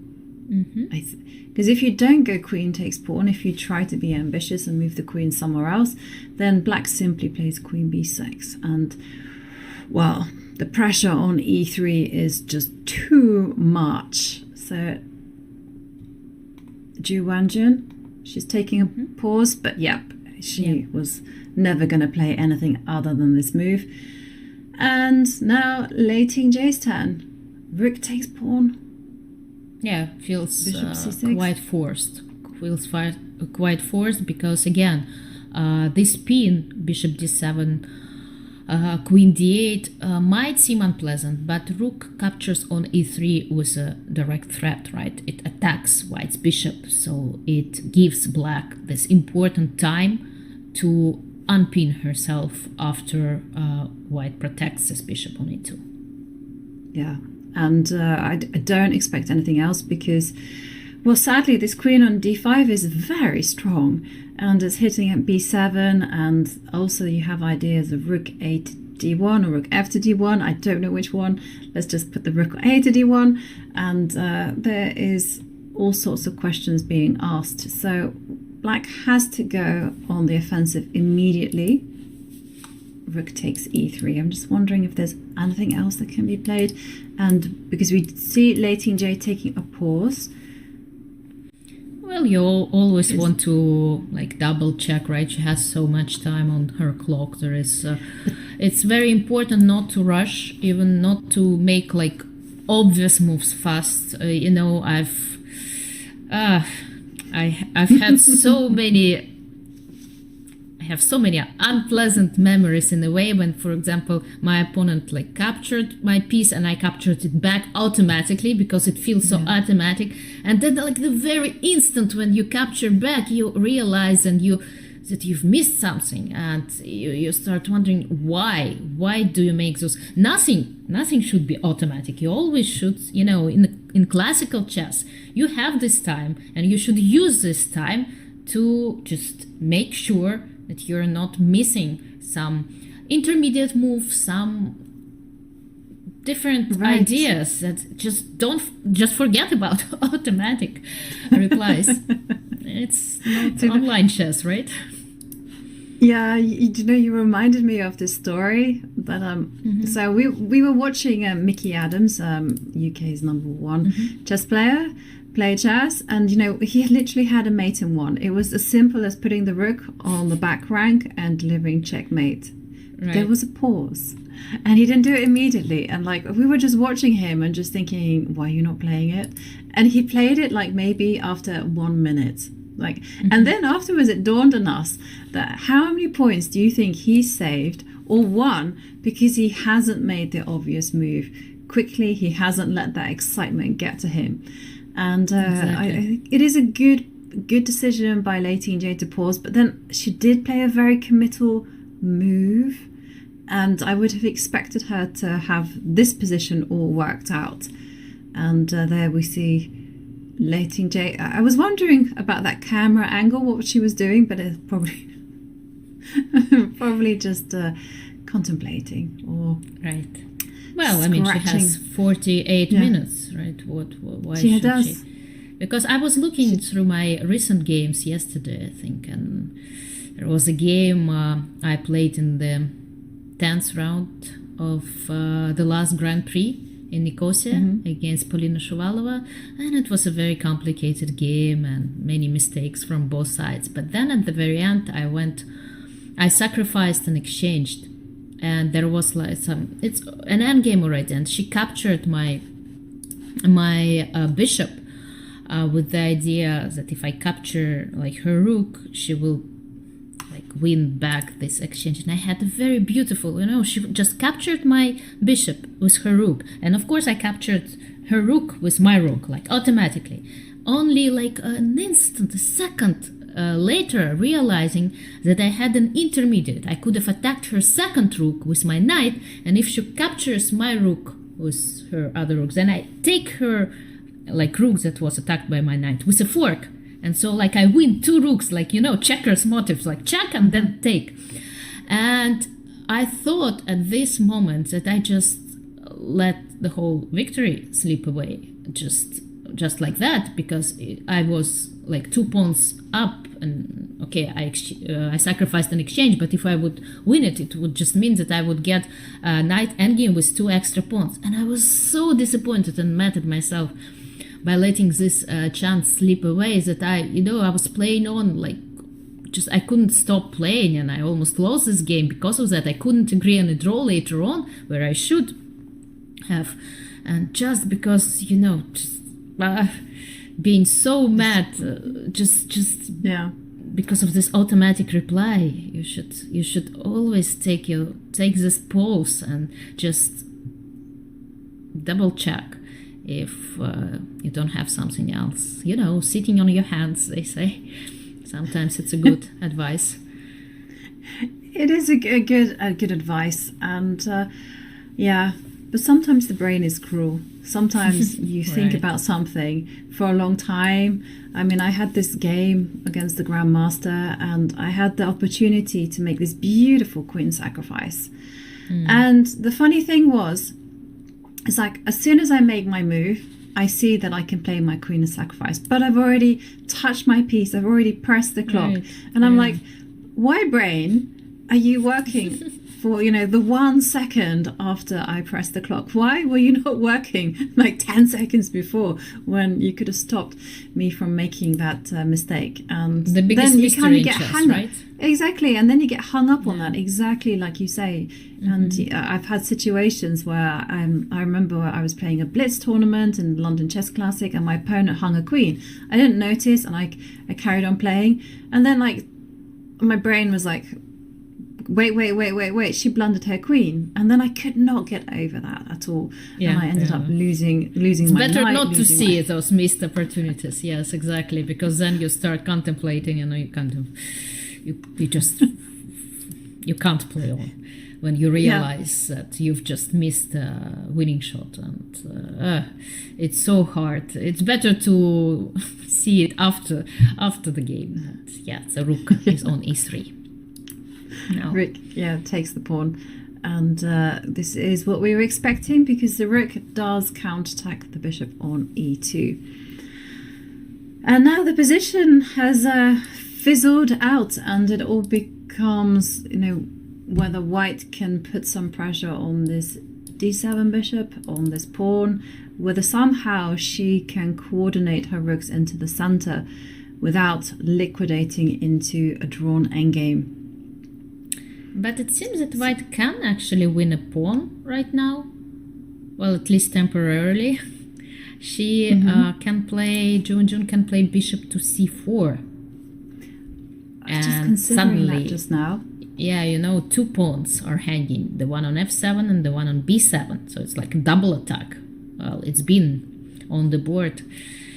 The queen's been on d5 for a while, but now since the bishop is on c4, it helps queen to attack on f7.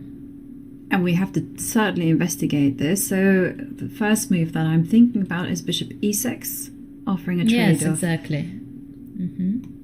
And you really want to play get greedy. Of course, I want to take that. Right. The only problem is that after bishop takes c4, b takes c4, black.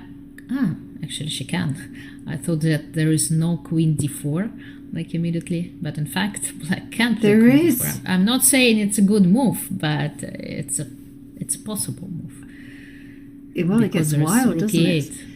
Because after queen takes rook, and you say, oh, that's checkmate, but it's not checkmate, because the rook on e3 will move away with a discover check, and then the queen will fall off the board.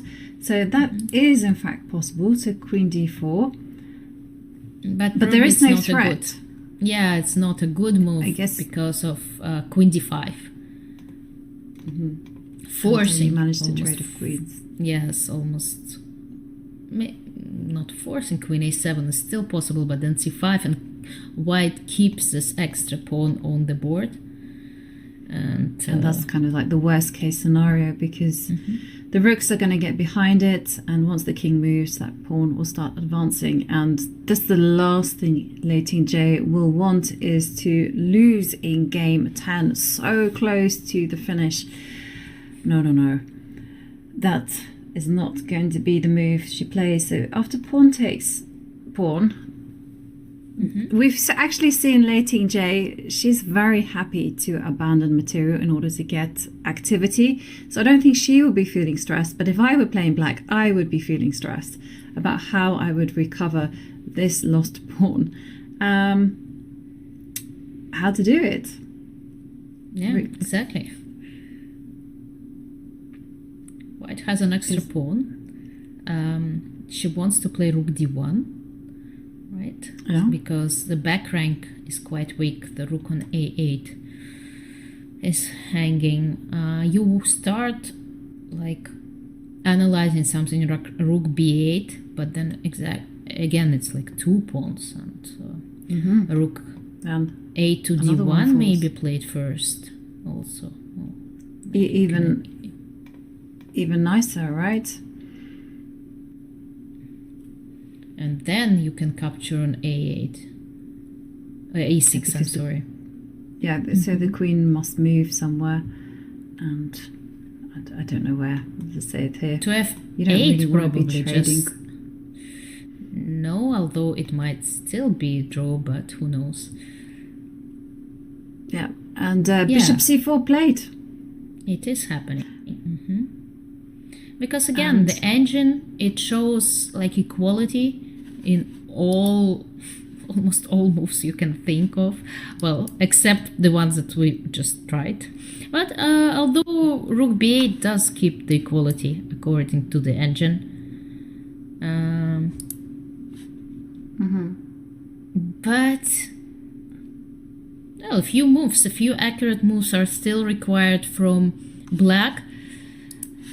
And that's why it's a little bit sad, because it felt like Lei was pressing on time and position, and she didn't have to, to get into those simplifications and with the idea just to equalize the position. She could have played for something more than that. She could have put more pressure onto Ju Wenjun. At least she had all the chances she could possibly dream of, and it was such a dream. Scenario. It was such a dream. If we just go back a few moves, everything kind of happened on move 14. So she jumped in with the knight. It's looking great for her. She's got ideas of queen f6, queen h6, knight coming to e5. And then Ju Wenjun took the decision to actually admit that she had made a mistake. Yeah, great decision. The knight to where it came for.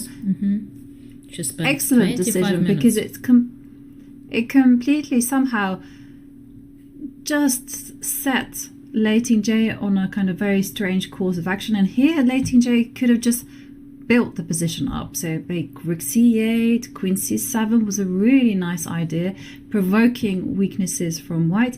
And Lei Tingjie was like, no, I'm gonna just follow my style and follow her strength, which in this position turned to be a weakness, because after bishop here, rook e6, direct play, well, f4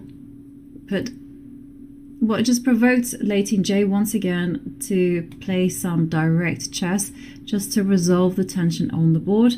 And the consequence of this very forcing move is that after rook takes e3, bishop c4. And yeah, Lei Tingjie is probably fine with the draw. She's playing with the black pieces after all, but still she has to get the draw. She will be a pawn down as indicated, and 2 pawns are under attack, b7 and f7. You have to defend one of them.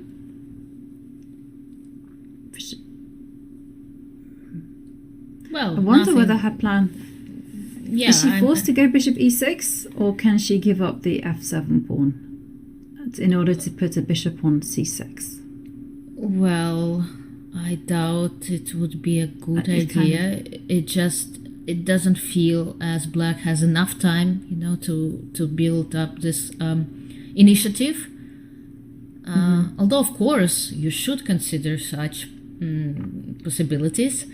because again, this pawn on f4, it does weaken the king side a lot, right? This g1 a7 diagonal, the second rank. So let's say bishop c6, queen takes f7, king h8.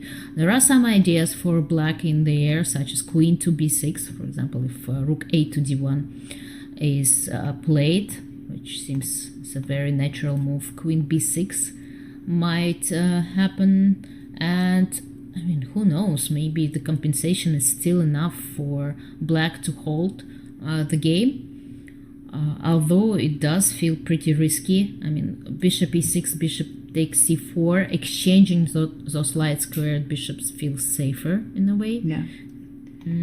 But the situation is going to be similar. I mean, whether the bishop goes to e6 or c6, you kind of give up one of these pawns and you hope that your compensation is going to be enough to hold the game. In draw, I mean, why bishop e6, bishop takes c4 feels safer for me? Because after exchanging on c4, you kind of make white structure, pawn structure worse. The pawn on c4 is not protected by her colleague on a2 anymore, right? And it feels like it should be somehow lost if black is able to combine threats to the king, to white's king, and threats to this pawn, and just eventually like consolidating all her pieces on the c file. You just feel that it should be enough to win it back. But of course, it definitely feels safer, just like you say, because this is weak. And I'm also wondering, bearing in mind this is Lei Tingjie and she likes to play active chess, I was wondering whether she's happy to kind of sacrifice 2 pawns and go rook to b8 and then go la la la. I don't know whether to go put my pawn on my rook on b2. It's such a pity black hasn't played h6, because then you would really have compensation. Right, maybe you have it now and you still have it. Yeah. But yeah, the back rank is kind of weak for black as well, so she has to keep an eye on it. That's true. Although you could see lines like, for instance, the rook comes to d1 and the queen. I'm just going to put her here, or maybe I'm going to put her on e8 just so she can line up on this. And then if you are completely negligent and go queen a5, I just wanted to show this line, Ricky, too. Checkmating. And if you think, I just wanted to show, and it has the weirdest name in the world, and actually the biggest world championship blunder was made in a kind of with this mating pattern. I think it was Chigorin. Someone, I can't remember the name, but it was a Steinitz. Yeah, it was Steinitz, and I can't quite remember who it was, who he was playing against, but they completely got a rush of blood to the head, and they missed that this checkmating idea is possible, and it's called the blind swine mate, which is like, how? And it's after in the 19th century there was a Polish strong player, David Janowski. He got very frustrated with these 2 rooks and he called them blind swines. He says they eat everything but they couldn't give checkmate, because if you do take away this rook there is no mate. That's so it was like an insult to these rooks, and then somehow or other this checkmate came to be called blind swine mate. So that was I digress anyway. I just wanted to highlight the possibilities with those 2 rooks on the second. So bishop e6 is what we are expecting, but going back to the position, this is the situation on the board for Lei Tingjie. She has to give up a pawn, either b7, f7, and she has to make a choice. We're predicting bishop e6 because it just feels a bit more stable, forcing white to ruin their pawn structure here on the queen side. But of course, Lei Tingjie might decide that activity is what she favors. And having more pieces on the board, although again, as you mentioned, after bishop e6, bishop takes e4, it can still be all about activity, right? It's this rook b8, rook b2 plan seems as a very straightforward and quite an interesting plan, and I like it a lot. I mean, if it works, black can happily go for it and force white at some point to like make a draw somewhere. Oh, this one I didn't expect. I mean, it's possible, definitely, but somehow moving out of this pin felt more natural. Right. Rook e7. Backward moves are hard to spot, and I also didn't have that one on my radar. Well, we have to take a look at this one because the b7 pawn is ripe and ready for munching, but the queen on b7 up, and we didn't even need to think about it too long because Ju Wenjun has grabbed that pawn on b7. And the big question is, where is this bishop going to go? Yeah, what does Lei have in mind? Bishop b5, bishop e6, something like that. It feels like she has to. Probably she wants to play bishop b5 with the idea, but the rook on a8, it hangs, it keeps. I thought that bishop b5, queen f3, bishop takes c4, queen d4 check, and then trying to capture on c4 is black's idea. Probably it is, actually. For example, if white plays queen f3, bishop takes c4, b takes c4, queen is going to give a check on d4, but of course after king to h1, black is going to play rook to c8 first, moving this rook out of this attack, and after rook a to c1, she's not gonna capture on c4 immediately because of this back rank mate, but probably play something like rook c7. And rook c7, double up on the c line. And look, after rook f to d1, no, I thought that rook c4 is possible, but it's not. It's not possible. It's not possible because, the queen does have the ability to move backwards, and of course white can play rook to d1, blocking the check. So that's not possible. But on the other hand, it doesn't quite matter. After rook f to d1, you can simply still retreat the queen, cover the d8 square, and pile up the pressure on c4. Or goes like in forward rook, queen b2. The most important thing here, as I know from my recent loss when defending this position, is for this. The weaker side is not to exchange rooks, not to be left with queens on the board, because protecting this endgame with a pawn down in this position with two rooks and a queen versus two rooks and a queen, it's fine. I think it's very close to being equal. While if you do exchange both rooks somehow, you're gonna be left.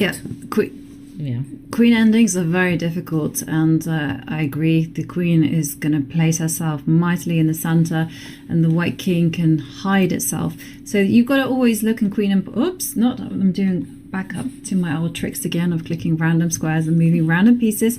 In queen and pawn endings, I just want to say centralize your queen and make sure your king has a hiding place. If it doesn't have a hiding place, make sure it has a route where it can run to safety. And then if it doesn't escape the checks, you just have to accept it's a perpetual draw. It's a perpetual check. It is a draw. Right. Chess is, after all, worked out to be a draw. Sometimes you can't escape that fact. I agree with you. I would be hesitant to make rook trades and also queen trades as well. So, for instance, if the queen came running to b3, I would say, no, we're not making any exchanges here. But Lei Tingjie and Ju Wenjun, deep in thought. I just love the way that Lei Tingjie is not moving from the board. She's Yeah, sticking they're to both- it like glue. Like right now, I would be out of there, I can tell you. And I think everyone in chat knows that I would be out of there. I would be in the resting area, pacing up and down and trying to work out, okay, how am I going to gather my forces? How am I going to make sure that this position fizzles out into a draw? But Lei Tingjie, she's doing all that, but sitting at the board. Yes, and they've been playing like that for this whole match, right? We are looking at the players at their working seats, like from the move on till the very, very last minute, despite what positions we have. And it's such a huge difference compared to the Непомнящий День Лежения match that we witnessed in Astana, right? We saw no players at all during this match. They were, anywhere but at the table, and yeah, that's quite interesting to see to see these players all the time. I don't know whether I think it's just we're lucky in the sense that these players, yeah, they prefer to be here at the board. It's not only about this match, but it's just a regular way of playing. Yeah. I haven't played Lei Tingjie ever. Obviously, I've seen her play, but unfortunately, I've also been playing at the same time myself, so I've never really hadn't gotten the chance to observe her in action, whether she sits there at the board, whether she does pace, and that this is a special thing that she's prepared for the Women's World Championship match. Because I'm sorry, when it's the World Championship match, everything gets analysed and every single thing gets scrutinised to the nth degree, and we start talking about psychology, we start talking about psychology of the board, think about your player style, and it's so much deeper than a normal chess tournament. And Right. Ju Wenjun thinking where she's going to put her queen, where's the best place for it. We were looking at queen f3. Yeah, It's queen possible d5 she is might also wanna go- an option. Yeah, I was thinking about that too. Queen d5, trading off queens, or at least offering a trade of queens, and putting the queen right back in the center could be something that she's thinking about. But then she'll have to result. She will have to think about the resulting double rook ending if that does happen. Yes, I was actually surprised to see her thinking, because at first I thought that queen f3 is the only option that white has here, but then I realized that after queen to d5, if black captures on d5, bishop takes d5, the rook on a8 is on prise, right? It's attacked, and even though it can simply move away to d8, but then it's possible, and you have to consider this move. And while still queen d5 seems a little bit There's so many less captures there attractive, because- less appealing than queen f3, because it does get under rook d7 and all those ideas connected with this move. But Well, she queen does make this d5 move. played. Okay. And I like your rook d7 idea, because then you can pile up on d2, and if you can pile up on d2, it's very tempting to actually keep this bishop alive, because if somehow or other you could get it to c3, the rook on d2, then that's some serious horsepower there on g2.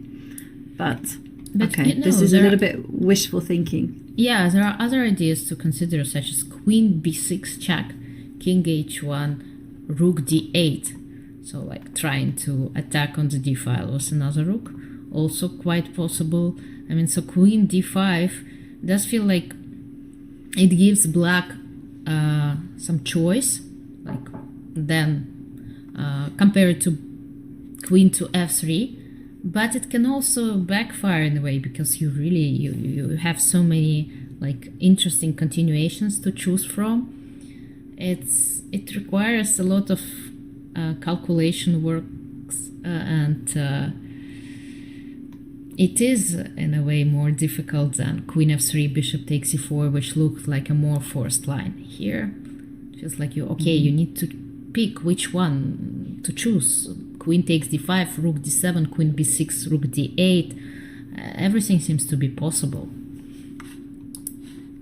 Queen b6, and also a move that I was thinking about was also bishop takes bishop as well. It's a possibility. So exactly. Lei, lots of choice, and we are waiting for Lei Tingjie to come to a decision. We are 23 moves in. It does feel actually like they've played more moves, but the players have used up a lot of time. 35 minutes remaining for Lei Tingjie, whereas Ju Wenjun just over half an hour. And there we can see her considering which one do you predict, Alexandra, based on rook d7. I was going to say rook d7, but Lei helped me in a way. She's very fast. I mean, she keeps impressing me by making a very fast decision at this situation where you think, okay, there's going to be a 20-minute thing, because you need to calculate, to compare, those details. Queen b6, rook d8, rook d7, bishop takes e4, queen takes d5. I mean, feels so overwhelming, but she pauses for 1 minute and then makes a move. Okay. Okay, well, that's quite determination, quite self-belief in a way, because it was not so obvious, at least to me, and I would spend quite some time to make up my mind. But no, we see the rook on d7. Lei is very confident in her moves and decisions. She is certainly confident, and that's one thing that we've seen throughout the match. She has been very positive, very optimistic, and again, not lacking in confidence at all. And there we see Lei Tingjie sitting in her chair, considering this position. Even though it's Ju Wenjun to play, she's just thinking about how she can generate as much compensation as possible for that pawn deficit.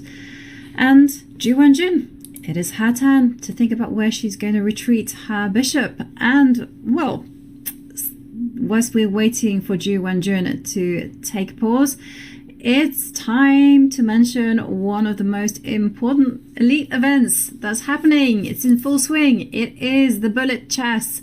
It's the 2023 Speed Chess Championship featuring Magnus Carlsen, Hikaru Nakamura, Alireza Firouzja, and more. In today's semi-finals, Alireza and Magnus go head to head.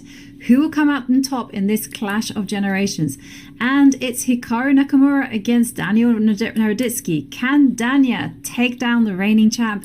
Use !BCC in chat for all the details. And we'll be back with a tournament that has a slightly longer time control than a minute. See you all after this break.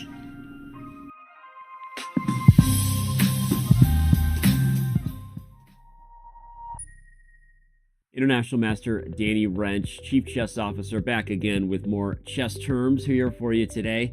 We're going to talk about the passed pawn. The passed pawn must be pushed. You hear it said often, and that's because just about every endgame you see that isn't a blowout often comes down to maybe someone's up one pawn, or maybe even just the first person to create a passed pawn is the person who goes on to win that game. We're going to talk about what the passed pawn is and define it for you in today's video. Let's do it. What is a passed pawn? A passed pawn is a pawn that has no enemy pawns stopping it from moving forward. That means pawns either on the file in which it resides or on the adjacent files that would therefore capture the pawn should it advance. So if a pawn has none of those things stopping its way, then it's time to push them, baby, as our boy Yasser would say, and as you hear mentioned on many broadcasts that you would watch on Chess TV. And on that note, as we look at our game examples we like to do, this is taken from Tomaszewski versus Rajaba. Here, White plays the move b5 exclam, which highlights, again, it's not how many pawns you have, but who's going to be threatening to get a queen first. After Black takes it, White pushes forward with gusto, and because the rook can't blockade the pawn due to the light square bishop, this game is already over. Black is going to have to sacrifice the bishop for the pawn on b6, and white would simply be up a minor piece. Note that after the first move b5, should a takes b5 have been played, white would have pushed this pawn and then trapped the rook on a7, showing the power of the passed pawn, as with it protecting the bishop, this rook is completely out of the game, and white would easily go on to win, picking up pawns and just flexing the rook's muscles over the bishop for the rest of the game. So here we see a passed pawn being used as a weapon to just cramp down and trap all of your enemy pieces. So this has been another Chess Terms video. Hope you enjoyed it. Hope you're enjoying all of them. And with that, I will sign off, hoping that you learned something about what a passed pawn is, and we'll see you around on chess.com.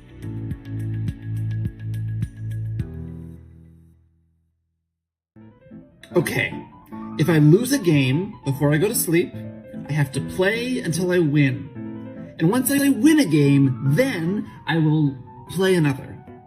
Why isn't my chess rating going up?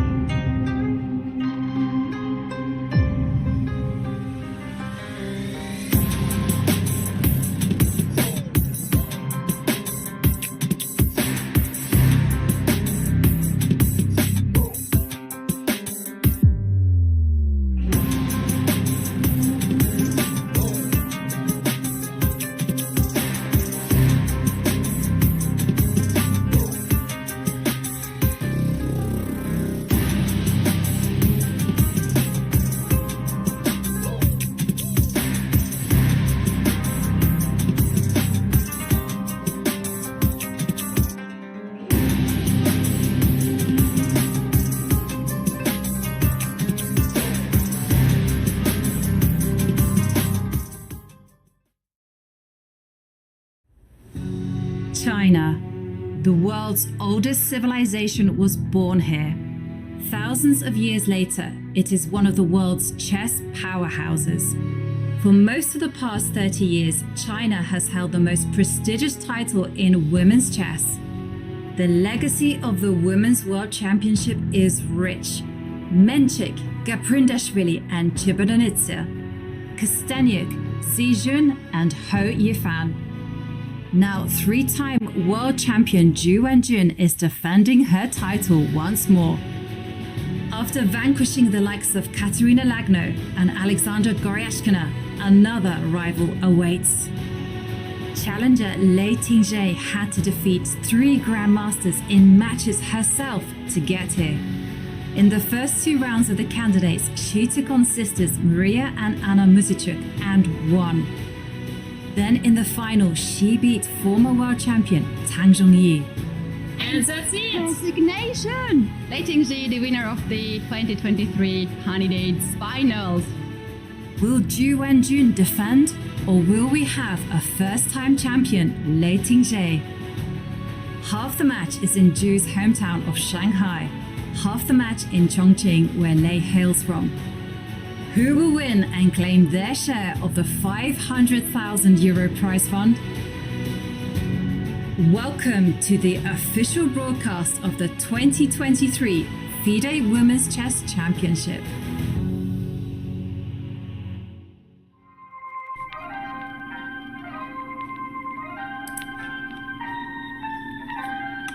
Hello everyone, and we return to Chongqing, one of the world's largest cities and also one of the most exciting, called the Mountain City, and it's full of action. And talking about action, it is the scene where our two players, reigning Women's World Champion Ju Wenjun with the white pieces and Lei Tingjie, are fighting it out for the crown, the ultimate title, Women's World Champion.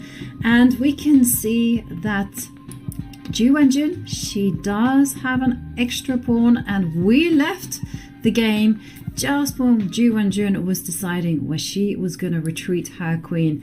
And if we return to the situation, the rook was attacking. That was Lei Tingjie's last move, and Ju Wenjun just smoothed it to the side. And after queen b6 check, the king has only one place to run to.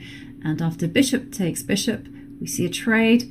And now Ju Wenjun's extra pawn, it's not looking very healthy, but nonetheless it exists and it remains on the board. And if Ju Wenjun can keep it alive, then she will keep alive those winning chances. And if there is a decisive game in the game 10, this means that it's going to be huge. I mean, it really is such a big thing to win in the closing stages of a World Championship match. Right, and Ju Wenjun can be very happy, even though the eval bar suggests this position to be like a deadly drawn position. But this extra pawn is still on the board.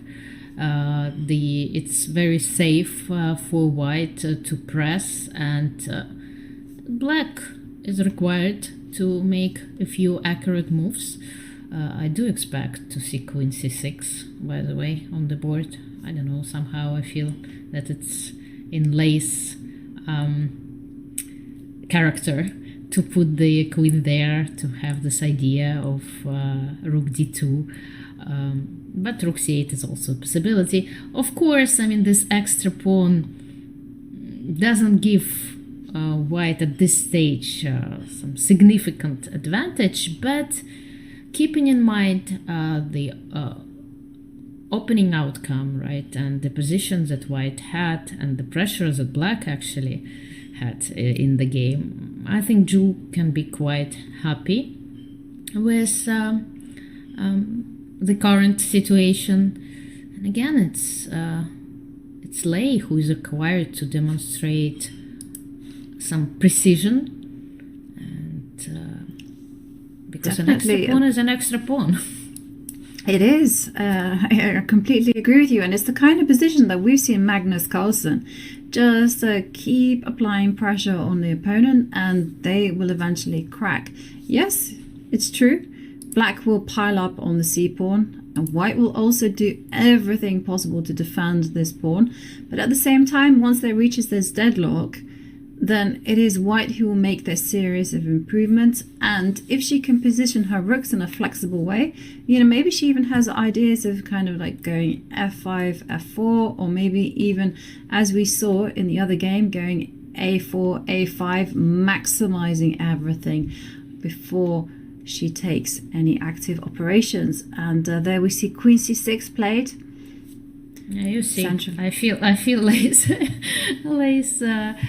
intentions already. Yeah, she is all about creating threats, and queen c6 is so good in this sense, because it's not only attacking the pawn on c4, but it also creates this rook d2 idea, which can be missed.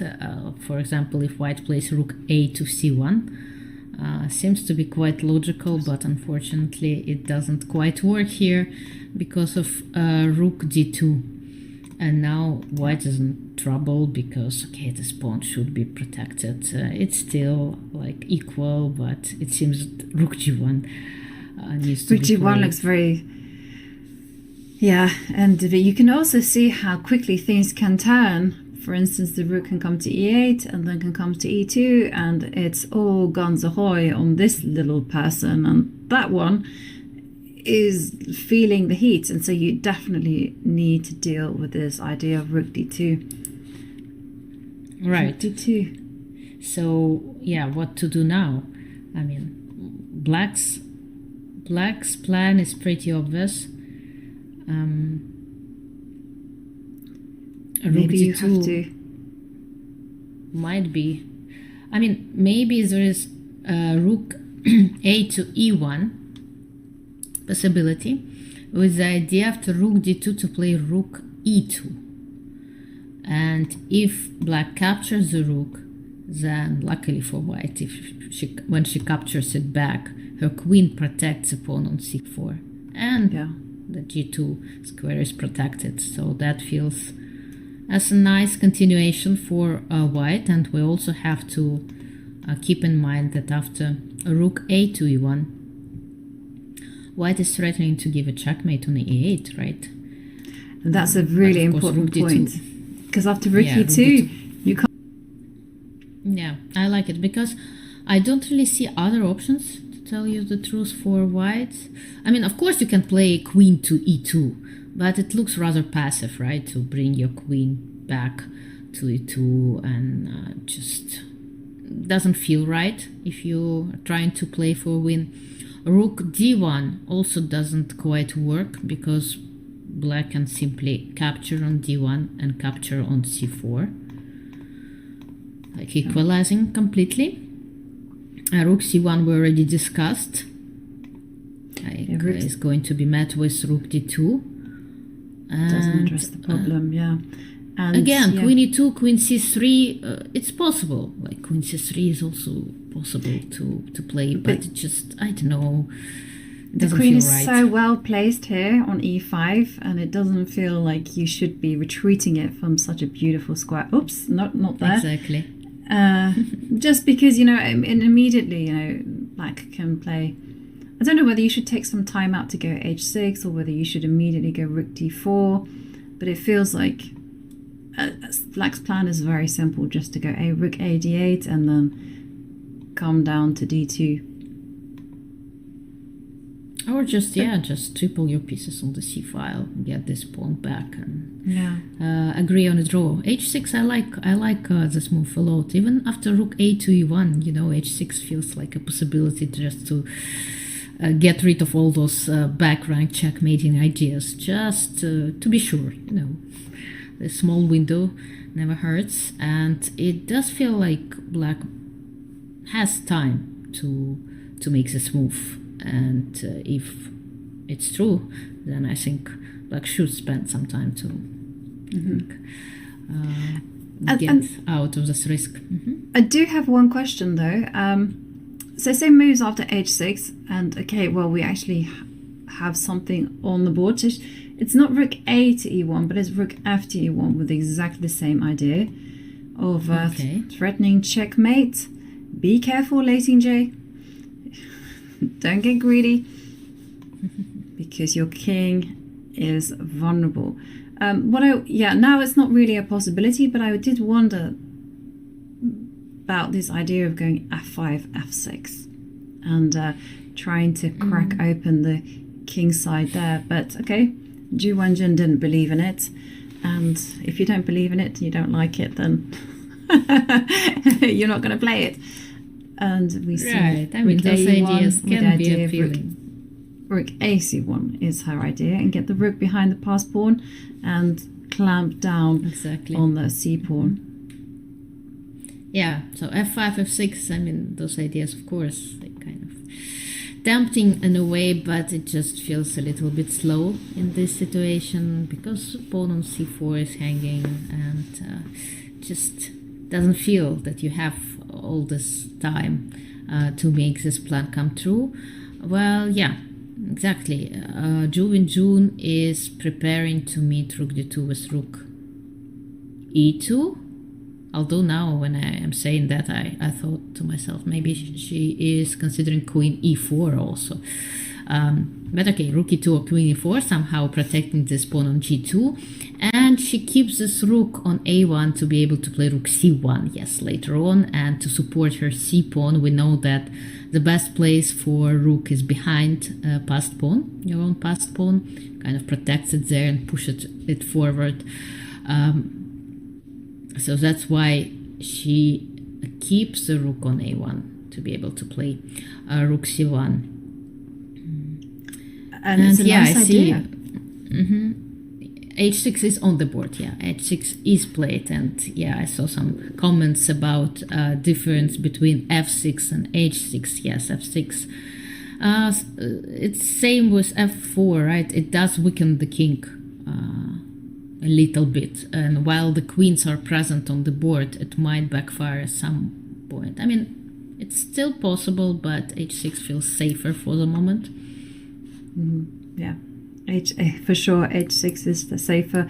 I mean, in this type of endgame, I always value piece activity, and secondly, king safety. If your king is unsafe, then automatically I think you're in trouble, even losing, because these people are serious attackers. And, you know, sometimes I just call them the bad boys, because they are. And if they come sniffing around your king, then you won't survive unless you have some firepower ready as well. So, yeah, h6 is a nice move. f6 I didn't like because it weakens the light squares, as you've highlighted. And now, big question for Ju Wenjun. Is she considering rook d2 as a threat? If she is, maybe she might play queen e4 and make that trade. At least she gets her rook behind the passed pawn. Another question for her is just maybe she should just do it immediately. Rook ac1. But again, rook d2 is I think maybe a problem. Rook e2 is the counter. Right, both lines are possible. They don't feel to, you know, they don't change the situation a lot. Like after queen e4, there's going to be a trade, and then rook is gonna be moved to d2, or after rook a to c1, rook d2 is also going to be played, and then there's going to be a choice either to play queen e4, rook e2. Again, both possible, both don't really change the evaluation of the position. Yes, white has an extra pawn, but black has just enough compensation to hold this equality. And it just looks as it's gonna be a draw. It doesn't seem very hard for Lei to hold this balance. And again, she's been playing so confidently and precisely so far. Yeah. Yeah, I'm just thinking about moves that Ju Wenjun shouldn't play. So I think maybe we're going to see queen e4.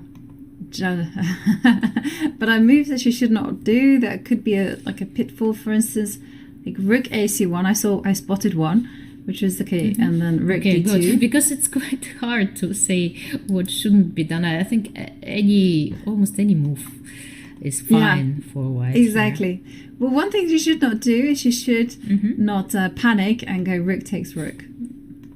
Because, there you go. You can see the evaluation bar just going up in black's favor because, of course, the pressure on g2 is too much, and the only way to defend g2 is to kind of put your rook on g1, which is like, ugh. Yeah, it's sad. It's a sad story. You lose the c4 pawn, and black's king is not in any danger, and the a2 pawn is dropping. So that's one way you can go wrong, by simply releasing the tension. And well, we are not going to see this line 100%. I say exactly. I'm very confident, unless there's something, you know, just like a rush of blood to the head for Ju Wenjun and some kind of moment of panic. But we are not going to see something like that from such an esteemed competitor. So I'm expecting Lei Tingjie to go rook to d2. She has to, by the way, she has to act now.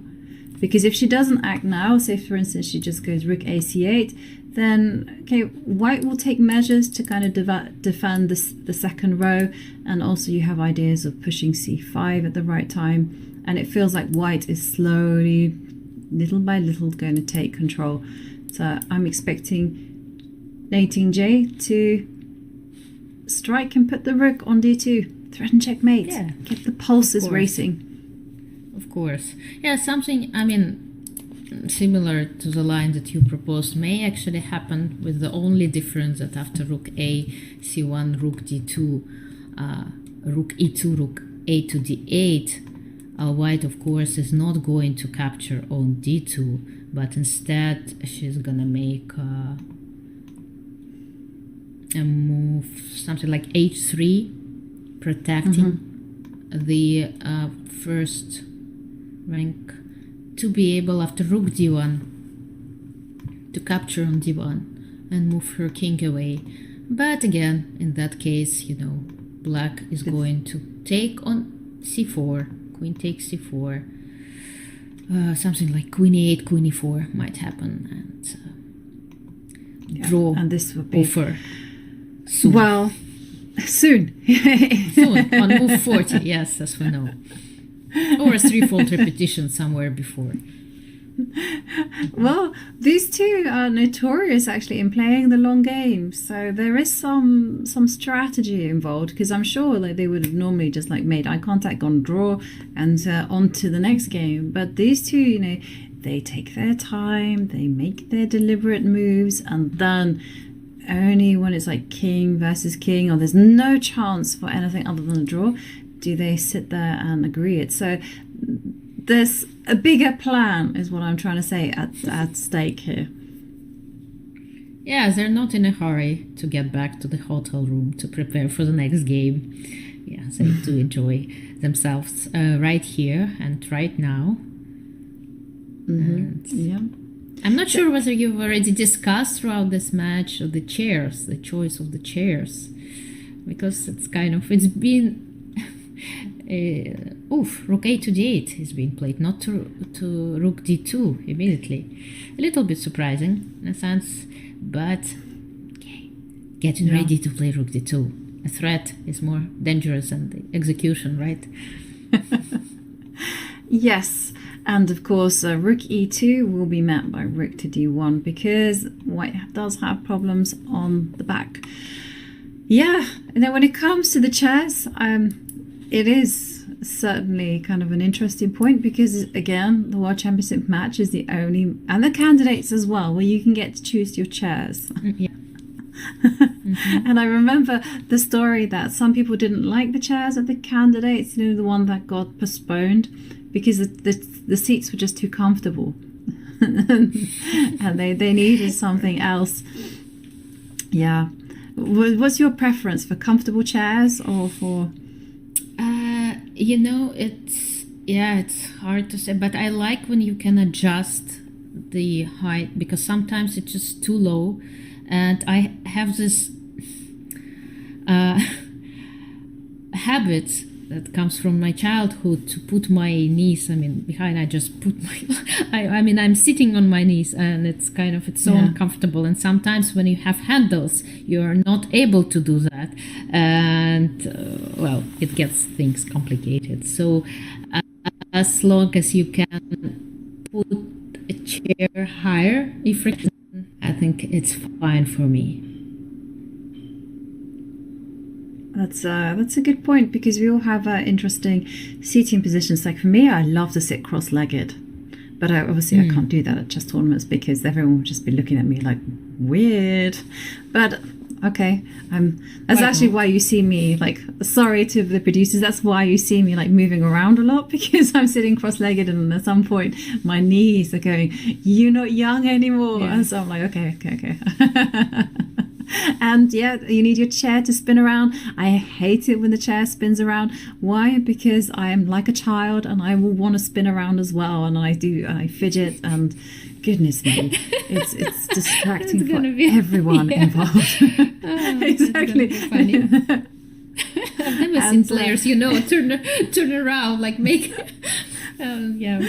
What I would like to see them is like that Dr. No, sit there and go, interesting move. And talking about interesting moves, we did see Ju Wenjun take a timeout to make some air for the king. The king now has a hiding place on h2, and the rook does indeed come to d2, and I'm going to sound the klaxon, because there's a checkmating idea on the board. The queen on c6 is threatening to come and take g2, and I'm sure there is a tiny part of Lei Tingjie going, I hope she misses that. But obviously it will not happen. But you always feel that sense of excitement. So say she reaches for a piece, and you think, it doesn't protect against a checkmate. What is happening? But I'm not sure that at this point of their career they do get this slight hope that your opponent kind of blunder at some point. You just, know that it's impossible. I mean, you stop believing in those miracles when you do believe in them when playing in kids events all the time, and they do happen. But at this point, I think you consider rook e2 or queen e4 to be like very strong possibilities. Right. And we do see rook e2 on the board. That checkmate has been blocked. And I suspect your line is going to make an appearance, rook d2. And maybe we could see a repetition. So for instance, if you go, I just want to quickly highlight this. If you go rook d1, is rook e... No, rook e1 8 is to d2. big mistakes.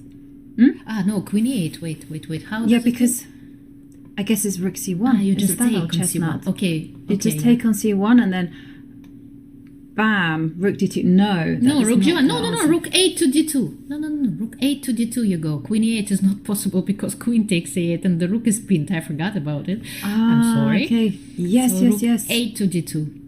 I forgot about that too as well. So rook 8 to d2, and that's it. You can't defend against checkmate. Yeah, because I was thinking about queen e8 as well. But no, there's a pin. And we know the pin is mightier than the sword. So rook e1 will just immediately almost end the game in the draw. Yep. Rook e2, rook d1.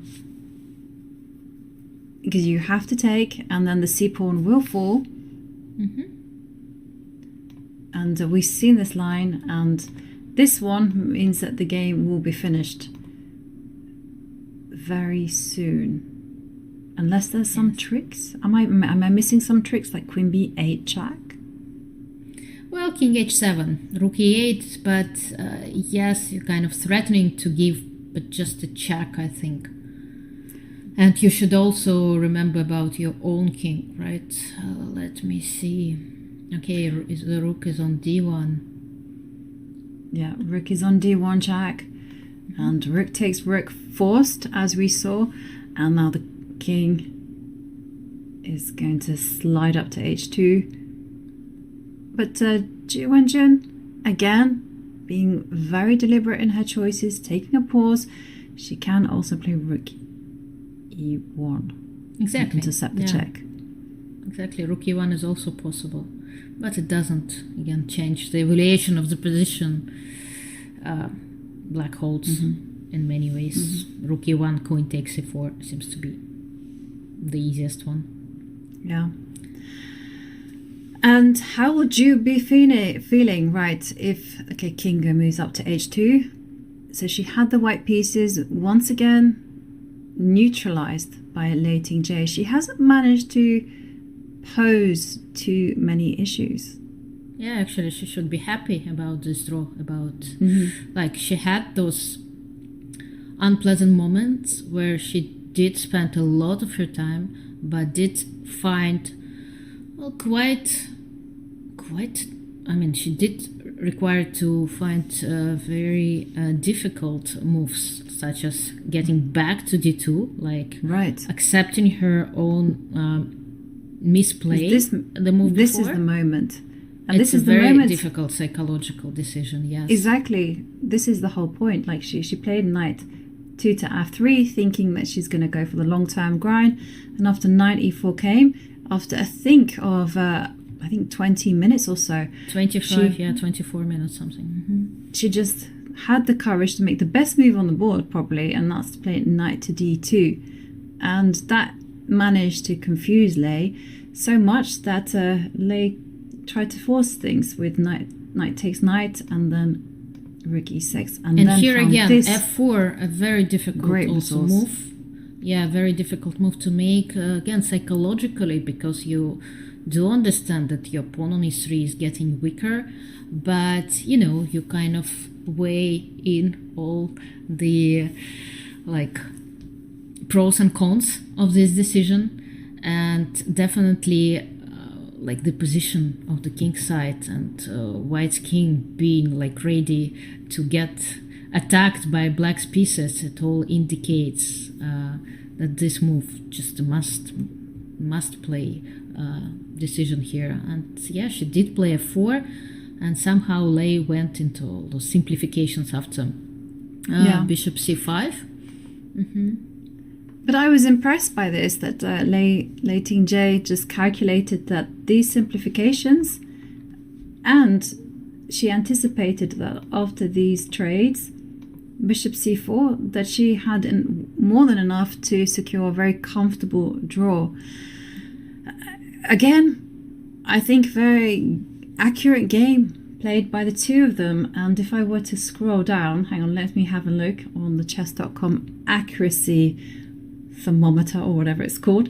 I can see that Lei Tingjie and both of them have like a 99.6 and the other one 99.8 accuracy. Yeah. Mind-blowing. A very even game in a way. White, I think, did make more inaccuracies than black, because black just let her chances to put more pressure slip away. And yes, again, probably Lei is just very happy with just, equalizing this game and getting ready for game number 11, her last game with the white pieces in this match. And we're down to 2 games. We're down to 2 games match, the same format that we are going to be playing in the World Cup, for example. Just 2 games. And if the score is even, then a tiebreak, a long-expected tiebreak. We're all, I think, waiting to see this tiebreak happen. We love those tiebreaks, although there will be people complaining that a fate of a classical match shall never be decided in a in a different time control. But what can you do after 12 games? Just to keep playing on back to this unlimited matches like Kasparov, Karpov. Best of 5 era? No. Yeah, No. That's definitely, we don't want to return to that. And I agree, you win. People are always complaining. That's the moral of the story. And, well, one thing, though, is really relevant is the impact of the tie breaks on each team's strategy. So, for instance, will they have made preparations for the tie breaks? Will they be confident in their chances of winning a tie break? These are all factors. We saw it very much at play when Magnus Carlsen was world champion. He took it to tie breaks twice, with Sergei Karyakin. He agreed a quick draw and then dominated on that time control. And then he did exactly the same with Fabiano Caruana. And Fabi, I think, later admitted that they hadn't considered the tie breaks at all. They were just so focused on the classical portion. And the same goes for Lei Tingjie and Ju Wenjun. Ju Wenjun's, she had to fight tie breaks and she managed to win against Goryashkina. She has some experience, but will she be happy to go into this? And when it comes to the tie breaks, let's remind ourselves of the format. It's a long one as well, as you highlighted. It's 4 rapid games of 25 minutes plus 10 seconds. So 4 rapid games, best of 4, and then it goes on to the blitz. Okay, here it is, the graphic, and then if that's still tied, then it's the best of 2 blitz games and this is a very long time control as well, 5 minutes plus 3 seconds per move. And then the final tie break, if that's all even, is this 1 blitz game where the players just keep on playing until there's a decisive result. Yeah, right. By the end of it, they must still be shattered.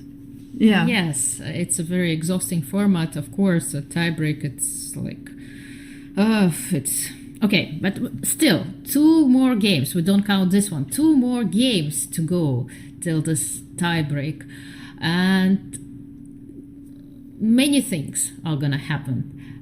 Starting with the very next one, when Lei is going to have white pieces, and we saw Ju Wenjun changing her openings, right? Day after day, game after game, went like she felt uncomfortable when playing the Italian game, and somehow she doesn't want to get back to it. But playing different openings with black pieces, it can backfire. At some point, she may just face a situation, a very unpleasant situation. It's hard to play every single opening. It's possible, but it feels risky. Although we saw Dean Clujain, right, also applying this kind of strategy with his match against Nepomniachtchi, but still, I'm looking forward to the next game to see what Ju Wenjun is going to play. Because, she's not playing e5, she's tried c6, she's tried c5, but all those c5 looked already pretty risky, and this line was like bishop b7. She was lucky in a way to get away with it, but is she gonna continue like this, jumping and changing different openings all the time? It requires a lot of hard work and energy as well, like you say, because you have to keep refreshing and you have to do a lot of preparation. You have to make sure you got that feel for that opening once it's on the board. I mean, it's completely different. You have to sit there on the computer and just go hit the space bar and go next. When you're playing it, you feel whether you're comfortable or not. I am also very curious. I mean, her strategy has been very successful of switching around, but we will see, because Lei Tingjie will also expect this as well. So I don't know what we will see. And will we see also Lei Tingjie say, I've had enough of this, I'm going to make that first switch? And she could deploy something else, like she could play d4, which she's very capable of doing. But for the time being, the two players are playing out this completely level endgame. They're not allowed to offer draws. Those draw offers are only allowed to be made once they passed move 40. Right, yeah, so we do expect to see at least 3 more moves from both of the players. But again, the position is equal. It's I'm kind of expecting f5 to appear on the board. I was trying to get the pawns all symmetrically placed. Symmetrical, right? Yeah. And also prevent the king from coming to e4, f5, yes, exactly. And then you can copy. Yeah. And it's hard to say something more about this game than just being equal, and I think the players, their teams, even the commentators and spectators, somehow we are already not to play the Berlin defense anymore, because the Berlin defense seems such a big deal when you're trying to get an advantage with white. Kramnik just kept playing it. G5. Okay, well, that's also possible. Also good. And what are we expecting? Pawn takes pawn. Are we expecting king f3? King f3. Yeah, probably. That would be my vote. Mm-hmm. And maybe we will see the players repeat after the rook gives a check and the king steps back. But the problem is you have to make eye contact with your opponent. We said this time and time again, and you need to be both on the same page that you want to make the repetition. I don't think rook d3 is going to happen actually after king f3, because there's king e4. King e4, yes. Yeah, then I was thinking rook d2, but then the game will carry on. So absolutely not. After king f3, maybe f5. Stop the king from getting to e4. Okay, pawn takes pawn played. Yeah, she captured the pawn. Look at Ju Wenjun, almost sleeping. Almost sleeping. And yeah, what I was saying, if Lei managed to put her opponent into a situation of changing openings all the time, it feels like a very big advantage. And I don't see why not just insisting on playing e4, because again, those constant switching, it can backfire. It's not about concrete lines, but about this feeling of an opening, right? If you don't have enough experience and you just apply a random opening, you can end up in a situation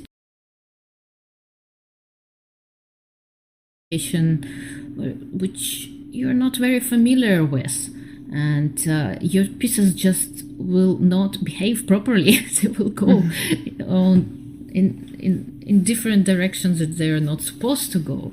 It's not about the concrete lines. It's about really getting this feeling, and you get this feeling only by years of experience of applying this opening, of kind of accumulating this knowledge and playing successfully. So it's very hard to play something like very fresh. And yeah, I agree with you. It is very risky, and again, it's time consuming, it's energy demanding as well. But we will see. We are going to see, and I would love to be a fly on the wall in both of these teams to kind of have that inside picture as to whether they're struggling mentally, whether they're feeling fatigued, you know, whether there's been like the whole drama, or whether it's just been like a happy team and everyone is feeling cheerful and thinking, let's go, you've got this. Yeah, it's so interesting to see behind the scenes, because you know that there are so many things going on, and we see just a peak of an iceberg, right? We just see the game, and the game, well, it's just one game, it just moves. But actually, the preparation, the mental state, like their emotions. I mean, we see them 4-5 hours a day, but there are so many hours left, and what are they doing? What are their thoughts? Totally. It would be very interesting. One of the books that I read quite recently, and I really recommend it, is the book Mind Master by Vishy Anand, and there he just tells the stories and gives this info on what was going on behind the scenes. And he talks about how at one point, you know, in game one, he was paralyzed with fear, and he just froze in the car, and he didn't know what to do, and he couldn't think about anything. And Aruna was like, come on, his wife, come on, you got to hurry up. And then she realized what was happening, and then she put him on the phone to one of his seconds, and his second, you know, said, don't worry about this, and just reminded him of a few lines. And then, you know, he went to the playing hall, and he stood there and he played the first game. And that, you know, we couldn't have known any of those things. We just saw two people at the board playing chess. We know nothing about the emotions. We know nothing about the hard work, the team spirit. And it would be so wonderful to actually see this type of stuff. And I really want a documentary on like the World Championship preparations. Right, you always want to, yeah. Well, we do know that there is a lot going on because, well, we've both been there, maybe not at this stage, maybe not in a World Championship match, but definitely in a tournament with all those emotions and preparation and like drama, right, behind the scene. And we can imagine that there is so much more than just this game, this drawish end game, right? It's just so much work and like determination and hopes and emotions and unfortunately we can't, I mean, we can rely only on the moves and a short short interview afterwards, but of course it would be so much more interesting to see a wider picture, and so probably one day we will be able to witness it one way or another. Yeah, I really hope one day that there is a documentary released about this type of thing, and then we can see the whole, like for instance, like we're looking at Lei Tingjie now, and she just looks like okay, why is this game continuing? But they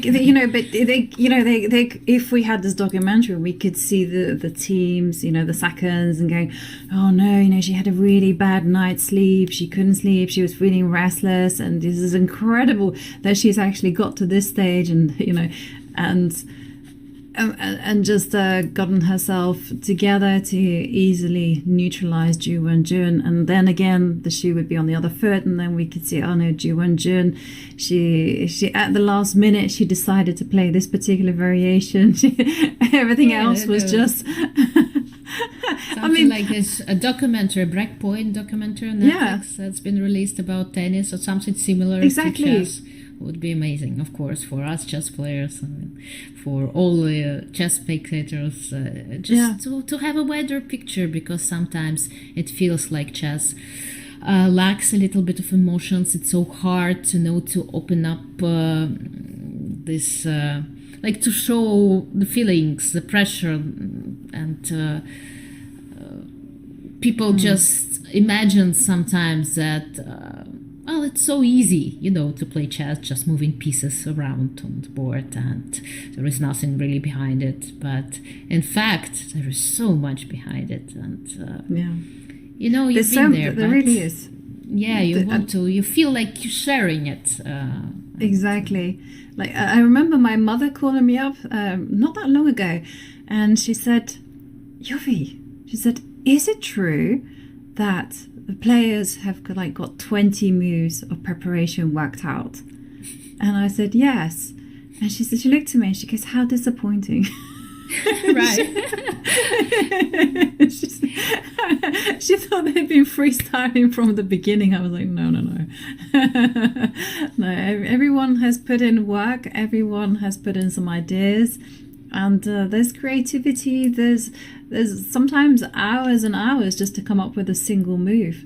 And there we see something that hasn't taken Lei Tingjie hours, but just minutes. She's moved the rook to the b5 square.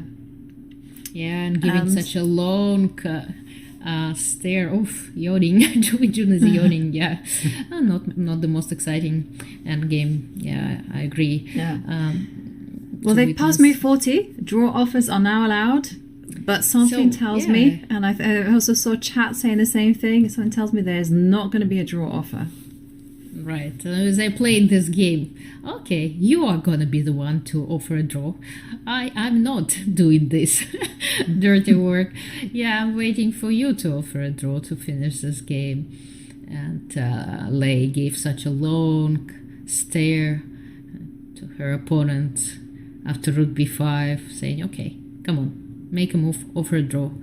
I'm not going to do this one. Yeah, no, if I were white, I wanted to end the game quite quickly and I didn't want to offer a draw. I was thinking of playing g4. G4 and then just anticipate but G4, f5 you check. start... Yeah, f5, exactly. You start to be like... Exactly, pawn takes pawn.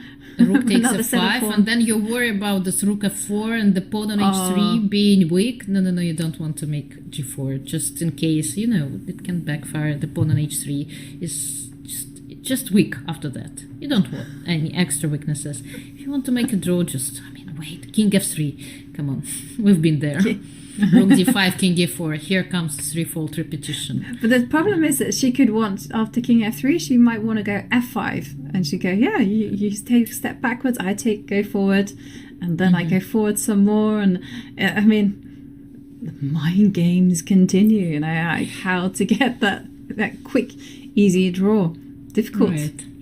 But yeah, that's certainly things to avoid, to start trying to force a draw, because it can, just play one. I don't know, make moves. I was thinking about actually playing king d4 to make believe that the king is getting closer to the rook, or at least to have it on an active square in case black plays f5. But it just doesn't feel, after either way, after f5 or rook f5, it feels like you need to go back to e3. Yeah, and just to keep you have to look after these guys, because you don't want to get in a situation where you win the a5 pawn, but you lose the g2 or H pawn, and then Lei Tingjie will be happy to enter that race. And a big yawn from I'm going to Ju yawn Wenjun. as well. Yawning epidemic. But this is self-inflicted, Ju. Just open. Just when your opponent returns, just look at her and say draw, and she will say yes. Yeah, yesterday I was surprised. I was so surprised to see her not play King of 7 and just instead, like going to this line and keeping her king on H7. Yeah. It felt so unnatural, but at the same time, she just easily went to this line and made a draw. So Right. To me, it was a very, very strange decision as well when we were looking at it, and because I was been going, you pick king f7, king f6, never, would never allow exactly. king f5. and the king was there on f5, and like, whoa, what is this? But then again, we don't know the full picture, because it could have been like for some like moment of blindness, she was completely fatigued and she just couldn't think, and then at some point or other, she just reached stage where like, what am I doing? I'll just put the king on h7 and just say this, and g4 played. Yeah, she did play g4 after all. Yeah, and after f5 check. Yes, the pawn on h3 is potentially weak, but a set of pawns have left the board, and this is still very much a textbook elementary draw, because black is tied down to the defense of a5, and if you can just hold the balance here on the king side, neither side can simply make progress. Right. But I still expect f5 to be played. G takes f5, rook takes f5, threatening to give a check on f4, kind of forcing white to go away to e3, then king h5. And, have this idea of getting with the king to h4. And f5 played. We are going to see it in operation. Pawn takes pawn. Rook takes pawn. And as Alexandra highlighted, danger alert for Ju Wenjun. You can't just move your king, for instance, to d4, because rook f4 is coming, and that is going to be a skewer, I think it's called. I always get my pins and my skewers mixed up. I was not paying attention when it came to the names in that class.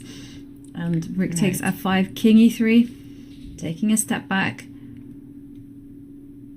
And king h5, and then probably just king e2, rook e5, king f3, rook f5, something like that, like this perpetual that we've been looking for.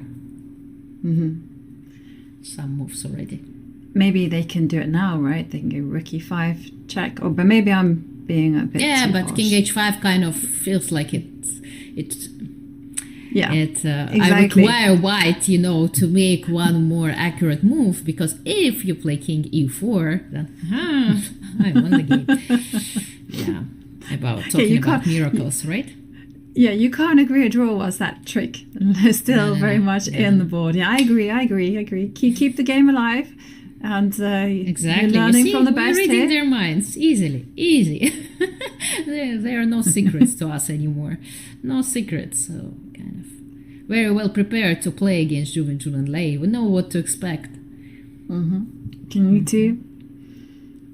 And now we are fully expecting Lei Tingjie to play rook e5 check, and the rook to keep rook checking. c5, king f3, and then rook c3, rook c2. I mean, we can, at this point, I'm sure we can create many threefold repetitions to avoid those draw offers, but still to agree on a draw.